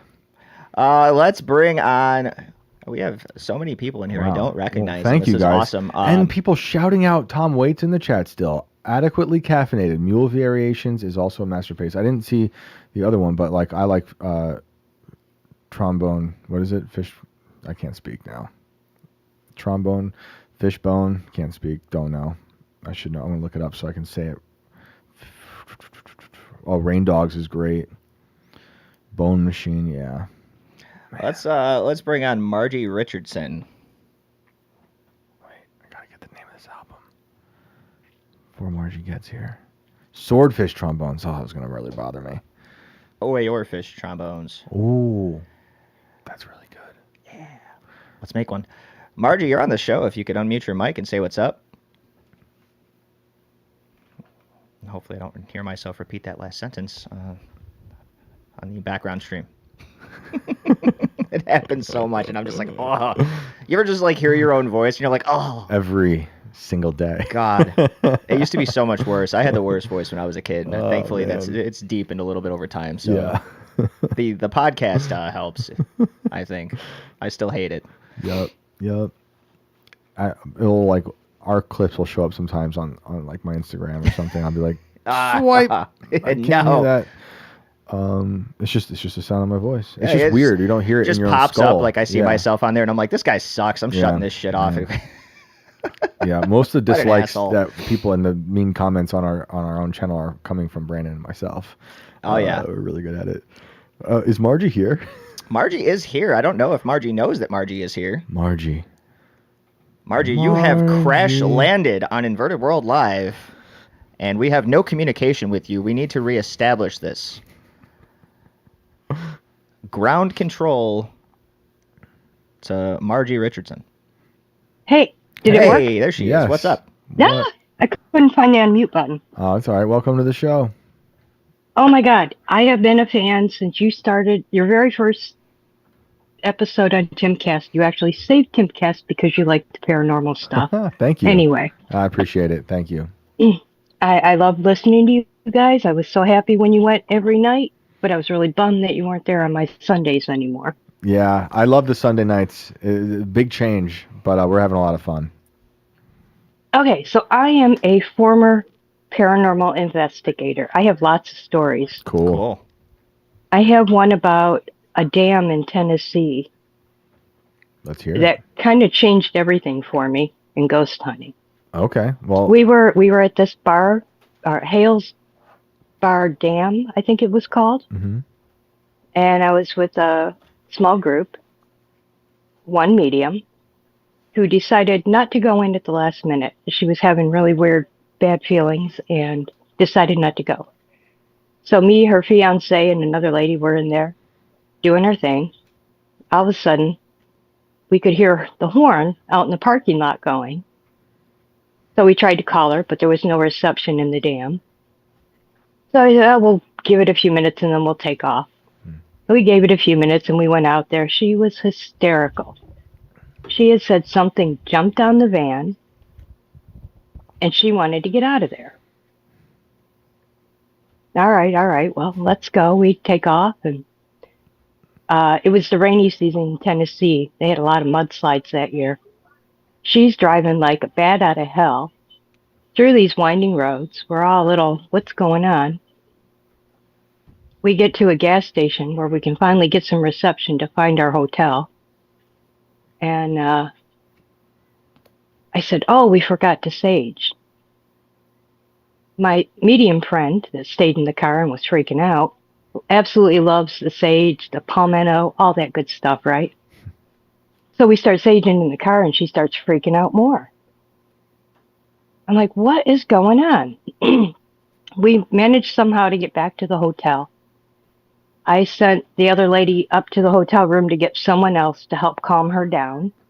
Her fiance is in the front seat. She's in the driver's seat. I'm right behind her. And this girl is crying so much and just, she can't breathe. And I didn't know what to do. So I say, oh God, if there's anything good in me, in the name of Jesus Christ, let me be some help. And I put my hand on her shoulder. Everything in an instant changed just like that. And she was fine. All her crying stopped. She was breathing normal. She really had no recollection of what happened. And then I heard you had a priest on, a few months ago. And he was talking about that. Yeah. In the name of Jesus, in the name of Jesus Christ, be gone, that you have that power. Anyway, whoa! It led me down a whole nother pathway. I can only assume she was possessed by, what do you call those things with the human body, but a deer head with the antlers. Wendigo? Wendigo. Yes. Is that Wendigo? I Okay. believe so. That's how she described it later. Okay, that's what I was going to ask you if she actually saw something. No, she only saw it in a dream. Okay. Okay. So, but the fact that she was freaking out and the way she was driving, and then she was freaking out about the cleansing, the saging and all that. Mm-hmm. It led me to believe that maybe she had been possessed by something. And then when I asked for God's help and put my hand on her shoulder, go through me, help, do whatever I can. Wow. Everything changed. So it led me down the road of Reiki. I became a Reiki master. I became a Reiki teacher. I never went into practice. And so you switched up from doing the paranormal stuff to doing Reiki? Yeah. Was that yeah. your last time doing anything like that? Paranormal-wise? No, I did continue to go on ghost hunts. Okay. There were so many different experiences, but that one changed everything for me. Yeah. And I got into the Reiki, and then I was unsure about where all that comes from, so I never practiced it. Yeah, the Reiki, you're saying. Yeah. Yeah. Yeah. I've heard people. I don't know much about it, but I've heard that. People say that about yoga too. Well, it's supposed to be. I mean, when I was taking it, there's no religion to it. It's the universal energy of the universe, right? Supposedly. Right. And then, but I'm not sure now. How do you define that? Yeah. I mean, like, I would see psychics, and I had friends that were psychics. Everybody's a psychic when you're ghost hunting. Great sentence. It drives me crazy. So true. But, I've seen them, and they would, oh, yeah, your grandma says you're on the right path. Keep doing what you're doing, whatever. Yeah, this was you and your grandma's secret little code. Mm. And then I hear later, demons know everything. They've been around forever. They know everything. Yeah. What is it you said the other day? About ancient evil? They can read, demons can't read your mind, but God can. Oh, yeah, I don't know if I said that. But somebody said Seamus, that the other day. I think maybe it was Seamus, but yeah, I mean that it's if you read like C.S. Lewis, I think he's done a really good job of depicting how demons operate and how they can tempt you into sinning, and to always raising that bar into a bigger and worse situation. But yeah, I think of it as an ancient evil. They've been here for a long time. There's a large design. It's a giant web that they've kind of thrown over the world, and they just pick and pull. Yeah, I'm not sure where I fit into all this. I mean, this ghost hunting thing, it's been something I've been into since I was, really little. I mean, I was a weird kid. I played spirits. I didn't play Barbies, right? That's awesome. Yeah. It's weird. I mean, maybe you were pulled just to help save that. Maybe you were there just to help save that woman. Nah, I don't. Well, maybe not. I don't know. Whatever happened to her, do you know? Well, she's Canadian. Oh, and so sorry. We actually ended our friendship over COVID. Well, we didn't end it over COVID, but it just kind of dissolved. That's too bad. I'm sorry. It stinks. Yeah. Too many of those things happening. But, it was nothing about COVID. It's just she was in Canada. I'm in Michigan. So, we couldn't see each other. Oh, man. So you had Governor Whitmer? Oh, my God. Don't get me started. Holy moly. Speaking about demons. No, we have 3 of them. Who are the others? Benson. Oh, yeah. And the AG and there's 3 of them. Can't stand them. Yeah, well, she's horrible. Whitmer's just insane. The whole kidnapping thing that happened is bogus. Oh, that is such bullshit. I can't wait till that shit comes out full blast. I hope so. We've had her Twitter name's Radix Virum. We've had her on the show a while ago.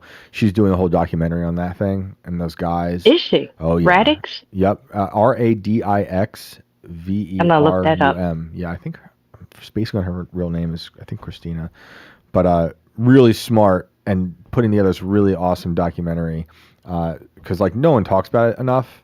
It's I think an incredibly important story that happened during those years of like Oh literally yeah. Well, that government and then she agents. killed all the grandmas and grandpas in the nursing home. Yeah, just like Cuomo. Yep, Yes. yep, just like But if Cuomo. she's going to try to run for president. Oh yeah, absolutely. She's got the pantsuits for it already. Yuck. Yeah, absolutely. Oh I'm man. sorry. Any woman that wears the pantsuit, no. Yes, I agree. I agree. You know what's Put on happening. a dress Yeah, or don't do it at all. yeah, I agree. I agree. It's really sad. It's really sad what happened with Whitmer and to the people of Michigan. So I feel for you. And Oh, we're all still that. suffering. Not only that, we have Elise Slotkin, Oh yeah, what Alyssa was Slotkin. right? We I've have seen her, that name. our Dearborn rep. Right. I live like 10 minutes from Dearborn, guys. Yeesh. It's not good. Ugh. It's not good. Yeah, it's And scary. It's it's so bad. sad. I love this country, and it hurts to see these things happening. And it's been happening. It's like a controlled collapse over many decades. Yes.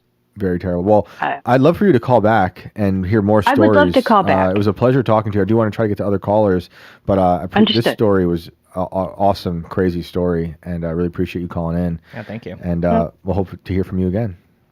Okay, good. Thanks, guys. Have a great night. You too.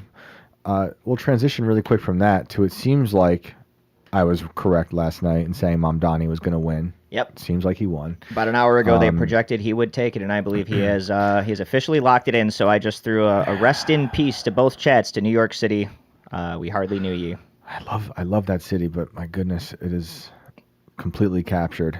It's so sad. And I think there's going to be a lot of powerful people and richer people that I think are going to flee that area, businesses and things like that. Yeah, man. So like a lot of my knowledge of New York City before I was alive came from my grandfather, who was a cop in the city from the 50s to the early 80s.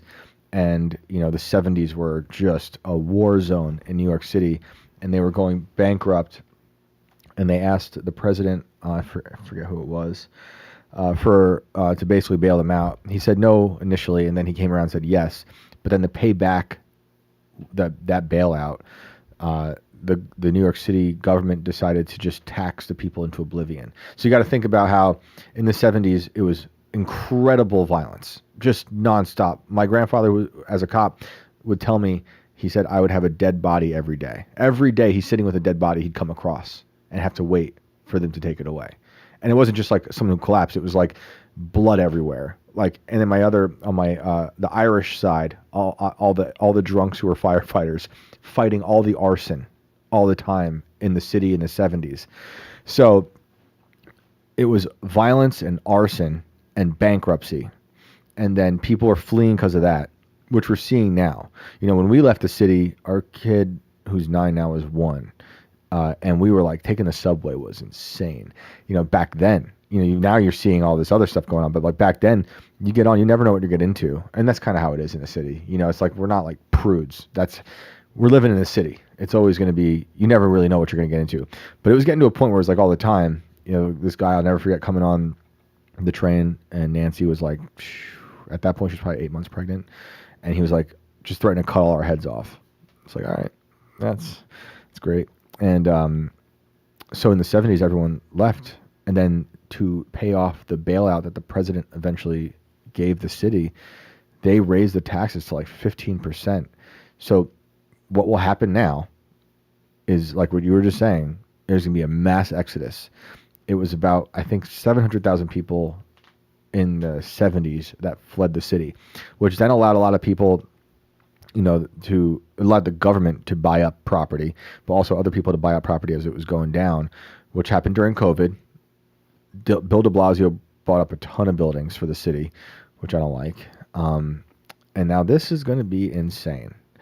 This is going to be insane. I have a lot of family that still works there, and a lot of conservatives, some of them independents, former Democrats as well. That lady, whatever the hell, it may have been a don't assume my gender person, but that was on her knees screaming into the air in the beanie and the glasses when Trump got elected. She's in my head right now. Yeah, it's ugly. That's all I can think about. And I'm scrolling through feeds, and there are a lot of people celebrating his election as a victory for New York and saying, "Way to go, New York! We did it." Yep. And I want them to remember that in 4 years, when we can't even recognize what's left there. People are saying Tim lost 500. Did he bet on Cuomo? Or, look, I want to say this. Sliwa ran a retarded campaign. If I were to vote, which I don't even believe in, I would have voted there because I do believe in local politics, but I'm not fully sold on elections even being real. But anyway, Sliwa, I think, was the better idea, although I have issues with him. And I think he pandered to his leftist audience for votes in terms of what he was saying with immigration. But Sliwa, really, they refused to do podcasts. Not saying you have to do podcasts, but what I'm saying is look how Trump dominated the election with podcasts. That whole administration, I thought it was kind of weird at times, all of the podcasting, but like they dominated and they got that youth vote from it. I talked to Sliwa's people. Yeah, and I see Jeep guy saying Sliwa slammed Trump. He did. He did for sure. And someone else saying Sliwa is a clown in the mind of New Yorkers. Yeah. Oh yeah. I mean, they don't take him seriously. He took bullets for that city. He does want to try to clean it up.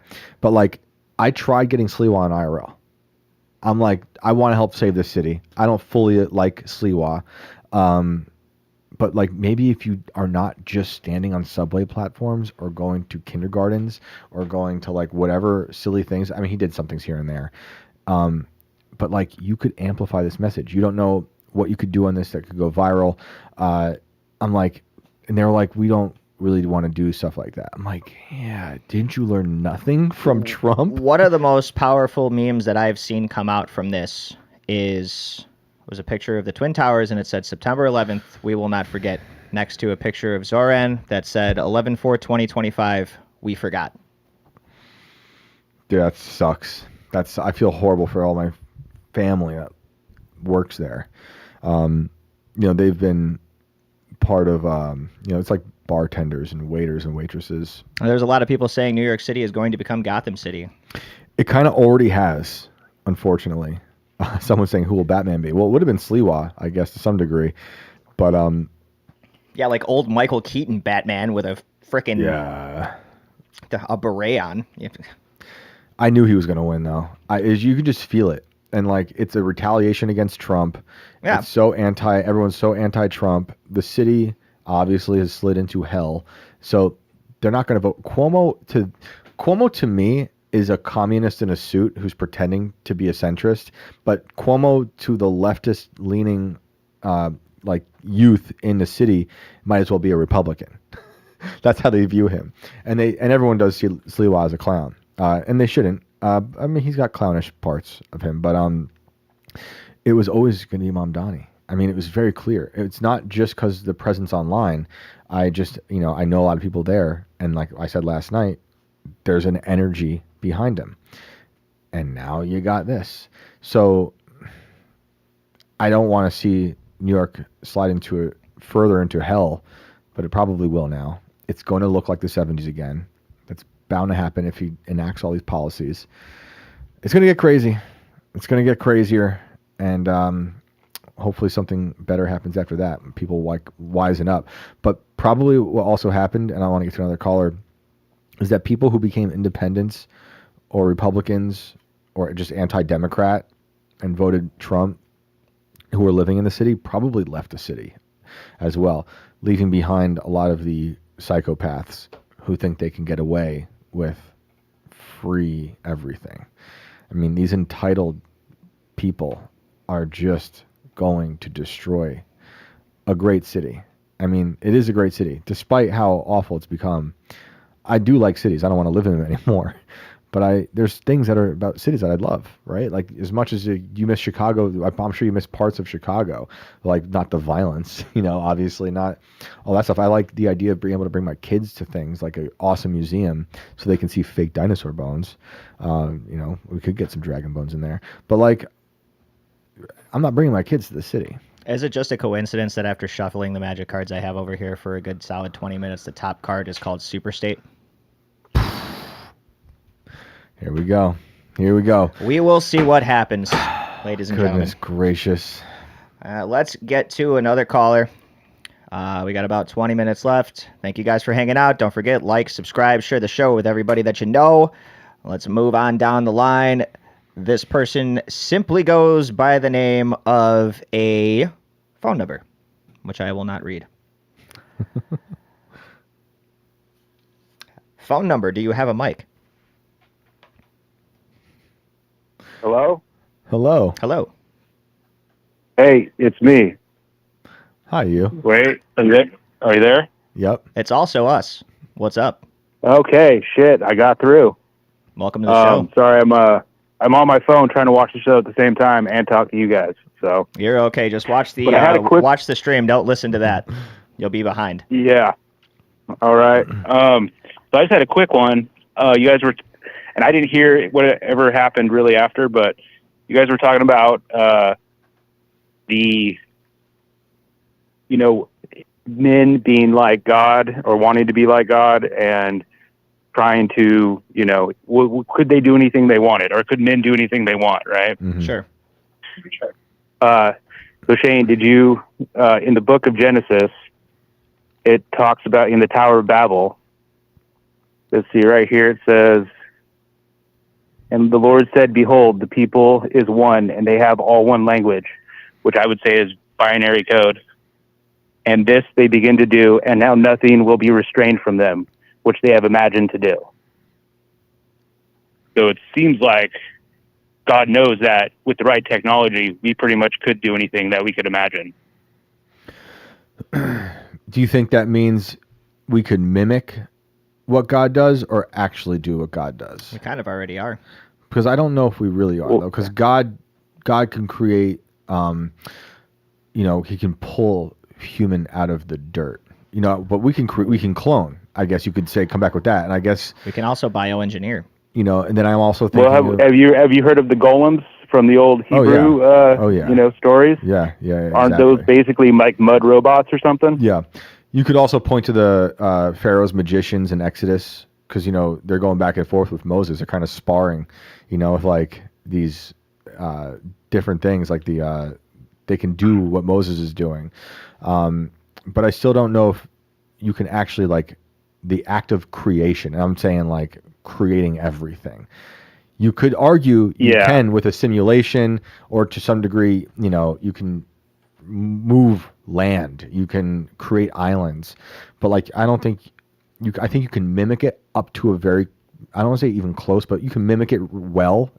Not that I want to say well either, because I don't agree with mimicking it, but you can do a good job. Well, with mimicking it. on your point, like I would say, like, God would have a greater imagination than us, and like we have a limited imagination because we are human, right? But what is been doing right now, like the tech bros, they're trying to turn us into gods, right, with technology. Sure. Yep. So they're sitting there, reading the Bible, seeing what God could do, and they're trying to imagine how to do that.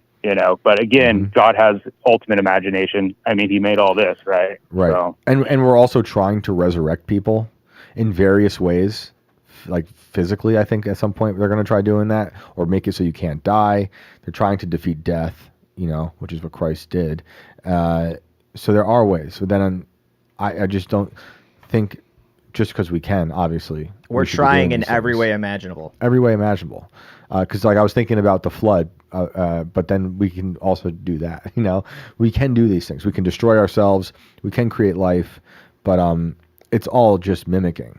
And we're not. And we can pretend to be omniscient, but I think it's funny because every time I'm saying something, I can think of another way to argue against it. So like I was gonna say, okay, we can be omniscient, but we can't read your thoughts. But then you could say Zuckerberg right now is literally trying to read thoughts. And they're already kind of doing it by judging your algorithm, but this is all false, right? Like they're sort of doing it, but it's not the way I can sort of perceive with my little human brain God doing it. But like, yeah, they can determine how you act and how you think, and can kind of predetermine what you might be into by your algorithm, how you hover your eyes over certain things. But Zuckerberg is also trying to like print out brain memories or scans of brains and turn those into images, and they're trying to like actually translate brain wavelengths. So yeah, it's constant. I mean, the atom bomb is another form of like mass destruction, like a giant catastrophe. Allegedly, nice. Thank you. But yeah, no, that's interesting. It's a good way to look at the Babel story. Yeah, because like I don't think it was just a pile of bricks trying to go to the sky. I think it was something more technologically advanced. Was my opinion on that. Yeah, yeah. I mean, I think so. You could talk about how there could be an ancient breakaway civilization. I don't think it takes tens of thousands of years to get to one. It could just take 500, 1,000 years for them to kind of build something, advance to some place where they can do what they think God does. But it'll never be God. But we certainly try. Yeah. I appreciate that, though. I agree. Do you have anything else you want to add?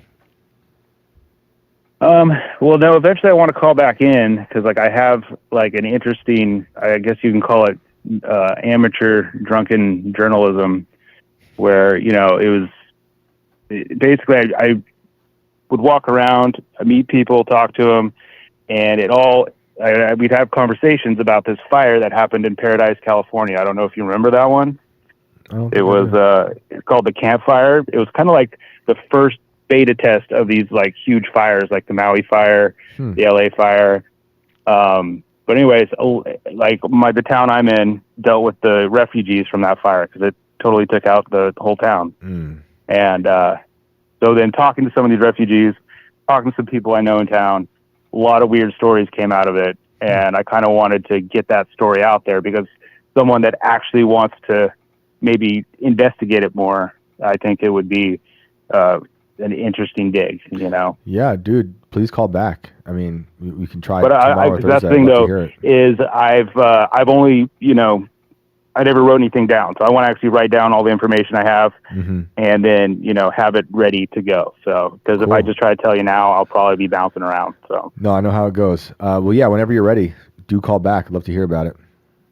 Okay, and then I would also like shout out. I don't know how Rumble works, but I accidentally Rumble ranted IRL $400 tonight. So I'm trying to figure out how to get that back. Oh, I hope they'll work with me. Oh, man. I will see if I can have a talk with some people tomorrow. Are you able to tell us what screen name you did it under? Yeah, let me see. If you don't want to air it publicly, that's fine, as long as they have it. No, I can just tell you it's fine. It's Black Pringle. Black Pringle. Black _ Pringle. Fantastic name. Dang, dude. I will run that across the guys in the morning if they haven't already gotten the word. Have you tried to reach out at all? So I've reached out to Rumble, which is their help desk, and then I messaged Timcast, newscast or whatever on X, and I think I dropped another message somewhere else. So I on X I also got to Rumble and I messaged them. So I'll check in with the boys tomorrow when I get here, and I'll see what I can do for you. Okay. Yeah, I mean, I guess if I can't get that back, I'm going on a 3-week fast. So that's going to be fun. I hope that doesn't happen. Hopefully we can get you some help. That's crazy. Well, we definitely can't get him a snap card, so. Yeah. Well, can you move to New York? Exactly. Can you move to New York City? Everything's free there now. Okay. Well, yeah. I guess me and my daughter are walking to New York. Oh no, I don't want that. You're putting yourself in danger. Oh. Don't do that. We've got a new way to eat bats as well, so we can see if we can get you that recipe too. Oh, dude, that stinks. Yeah, we'll try to get you some help, man. Yeah, hang in there, brother. All right. I appreciate it, guys. Hey, you guys are doing good work. I appreciate all of it. Thank you, man. Have a good night. Later. You too. Later. How many people do we have waiting? Plenty. Okay, let's do another caller. We still haven't gotten to the pregnant AI story, but we'll get to it at some point. I was gonna say we can even address it tomorrow. Yeah, we'll do it tomorrow if you want to. We've got some stuff on the backlog that we can get to that we just haven't gotten around to yet. There is a pregnant Albanian minister, AI minister right now. AI minister, yeah. We'll get to it. Pregnant AI. minister. Yeah. Let that shit sink in. So Albanian. Yeah, we'll try to get into that tomorrow. In the meantime, let's get to one more caller Let's do here. it. Also, Tripoli killed it on Kill Tony. You guys watched it. Hilarious. He's got so many good parts on that show. It's such a great episode. We're going to bring on Simon Kenton.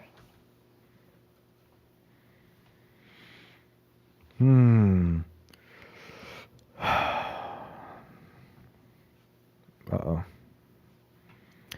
We're having a synchrotron moment here. Man, I hope he gets that money back. That's a lot of money. Simon, are you there? Oh shit, am I on? Sorry. Oh shit, you are on. Welcome to the show. What's up? I did it again. I literally started off with cussing. You're all good, man. I do it every day. What's going on? What's going How you guys doing? Happy Halloween, all that stuff. Thank you. Cool. Same to you. I wanted to talk about the rats and the bat thing. Perfect.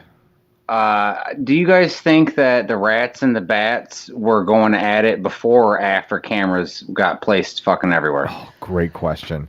Great question. I was thinking about that because they were being observed. Now they're going to do this. I don't know if they're doing it. It's hard for me to know because I've seen it. Like I've seen it, guys. I've seen rats climb up 80-foot concrete silos to go raid a bat nest. Like that's okay.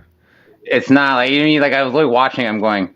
Yeah, I've seen David Attenborough film and do that stuff. Like, yeah, cool. So it's that not was my new only news. thing about that. It's To not me, new I was news. just like, what? Yeah, okay. But now they're German rats doing it, so we have to be extra cautious. Well, okay. That was the other thing. If you guys want to learn about rats, you should check out the channel on YouTube. Okay. There's no conspiracy stuff, whatever. Joseph Carter. He goes by the Mink Man. Okay. And I'm not even joking. You guys are going to love it. He has dogs and he trains mink, and they take out rats and they go everywhere and they take out muskrats. It's hilarious. But it's also awesome because this guy trains everything. You'll be amazed. Anyway. That's so real quick before we get to the next part. I just want to say another story I almost sent to Brandon today was about 2,000 mink released from Iowa farm in what trade group calls terrorist act. What? So he's out in Colorado, but I mean, he probably is sitting there cheering it on. Mink are crazy. Do you remember during lockdowns when some country they destroyed all their mink because they were afraid they were going to get COVID or give COVID to people? That's retarded. They retarded. they take out rats and things. They're like ferrets are a very domesticated different species that like the Romans used to like chase rabbits out of their warrens that they'd build and stuff. Oh, sick. But mink are not a domesticated animal. He like did falconry when he was like a teenager and crap. Like he's a fascinating channel. You'll love him. I know. And real quick before you go to the next point, I got to say one more thing because we're talking about minks. I just want to make sure everyone knows what I'm talking about here. This is from NBC News. Here's why Denmark culled 17 million minks and now plans to dig up their buried bodies. Dude, that story was insane. That's some sort of weird satanic sacrifice or something. I don't believe them. It's like when Australia had all those dogs at the pound and people wanted to come adopt them during lockdowns, and instead they said, don't come get them. We're killing all the dogs. That also happened. People lost their minds. Anyway, I'm sorry I keep derailing you. No. What's your next point? This is the kind of conversation I want to have. You said minks and I got triggered. Oh, dude, I'm telling you, Joseph Carter, the Mink Man. Right, go look it up. You guys will love it. All you viewers, everybody, like and subscribe to him. He has no idea who I am, but my niece loves him. All right. 5. Sick. Perfect. It's a perfect. He's a family man. He's based. His daughters have taught their own dogs, and they're like 8. Oh, wow. That's awesome. He's great. You guys will love him. Anyway, the bee that you guys were talking about, the beehives and the bees and all that kind of stuff at some point way early. Yep. They were chasing Brandon. The bees thing, when you go back actually biblically, that has to do with like the hive mind stuff that would apply to like all the modern technological stuff that you're talking about. Right. Yep. And I don't remember what book it is, but when the Israelites have to go against the giants who are of this hive mind, the Lord sends hornets. And at some point in the future, that is probably something that you should pray for is hornets. because there's going to be this hive mind drone type thing. So I don't know what exactly that means, but you know what I'm saying? Like I've learned enough that I've seen things. Like if you look at the fleur-de-lis of the French flag, what the fuck is a fleur-de-lis? I know French and I don't know exactly what that means, but when I look at it, it's a bee.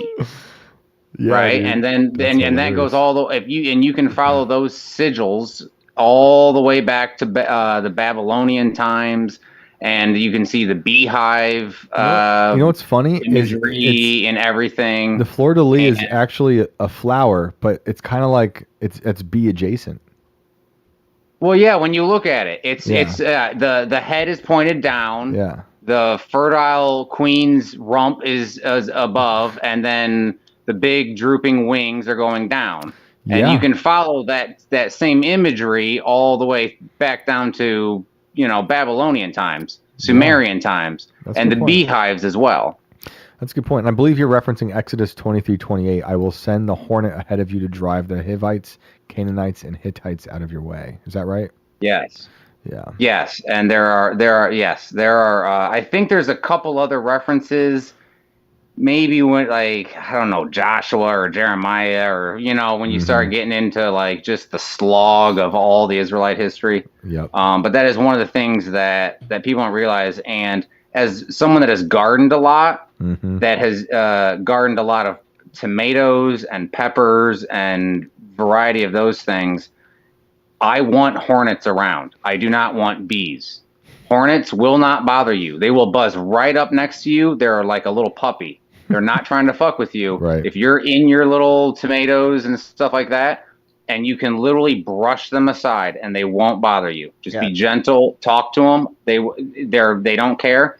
And I have witnessed them just murder worms and caterpillars and moths and flies off of all of my things and just feast on them. And you go, oh, okay, hold on. We've got this backwards. Yeah. Do they pollinate, though? Well, they take care of the parasitic animals. They go take, those giant green worms with the big horns, and they got the yellow golden stuff, little things on them and stuff that just murder your tomatoes. They will go in, chop its head off, and drop it, and then carry portions of its body back. So they take care of the parasitic ones. They do pollinate as well. Bees are like maybe 2 or 3% of the entire pollinating class of insects. Everything that is an insect pollinates. So yeah, that was just that biblically the hornets versus the bees. There's lots of symbolism throughout it. The Irish have a real big thing with hornets. You see it in a lot of different things, going all the way back through beer commercials to 1600s. I think they have a beer company that was stamping it from something, that kind of stuff. Then the other one was that first caller that you had. I was wondering if he had ever thought about the very beginning of the actual Bible in Genesis 1:1, where God spoke. He said, "Let there be light," and there was. Now, right before that, he's talking about how he's moving upon the waters. So that there's water, and he speaks, which is sound. And if you have the right sound and frequency and vibration and everything, you can emit light out of water. And so if that is how creation was, if the creator spoke upon water and made light and saw that it was good and then begins creating everything out of light, well, then doesn't that kind of come up with your simulation holographic, that whole kind of thing of, well, yes, of course, there is certain things that you go, well, yeah, it's exactly what the Bible says it is. And the other part of that was that what I think people forget is that math, for us, we say math. In England, they say maths with an S at the end. Yeah. Right? Math is, what would you call it? Plural. Right. It's just a group of languages. When you say 2 plus 2, you can write the numeral and then a cross and a numeral and then an equal sign, blah, blah, blah. Or you can write TWOPLUS. It's a fucking language, guys. Yeah. So what most people don't understand is language is just a way to describe the things that you are observing to be true, and you have not proven that they aren't true. And so that's why I think most people would actually technically completely believe in a flat earth if they just understood that someone told you that you were spinning around and that the earth is moving at such and such and the sun's over there and you're not, just basic concepts. Mm-hmm. And I think most of them will just slow down, look at it, and then be like, hey, until someone shows you otherwise, yeah, that's what you saw.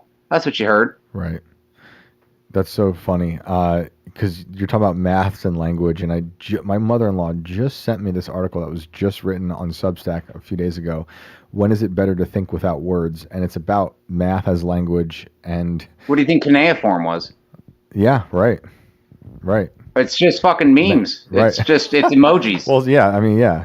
Like, look at it. It's emojis. Yep. Yeah, that's from the whatever you want to believe, the Bible. You want to believe the what is the Bhagavad Gita's or Vedas or whatever they are. Yeah. It doesn't matter. They all tell the same story that some people were created.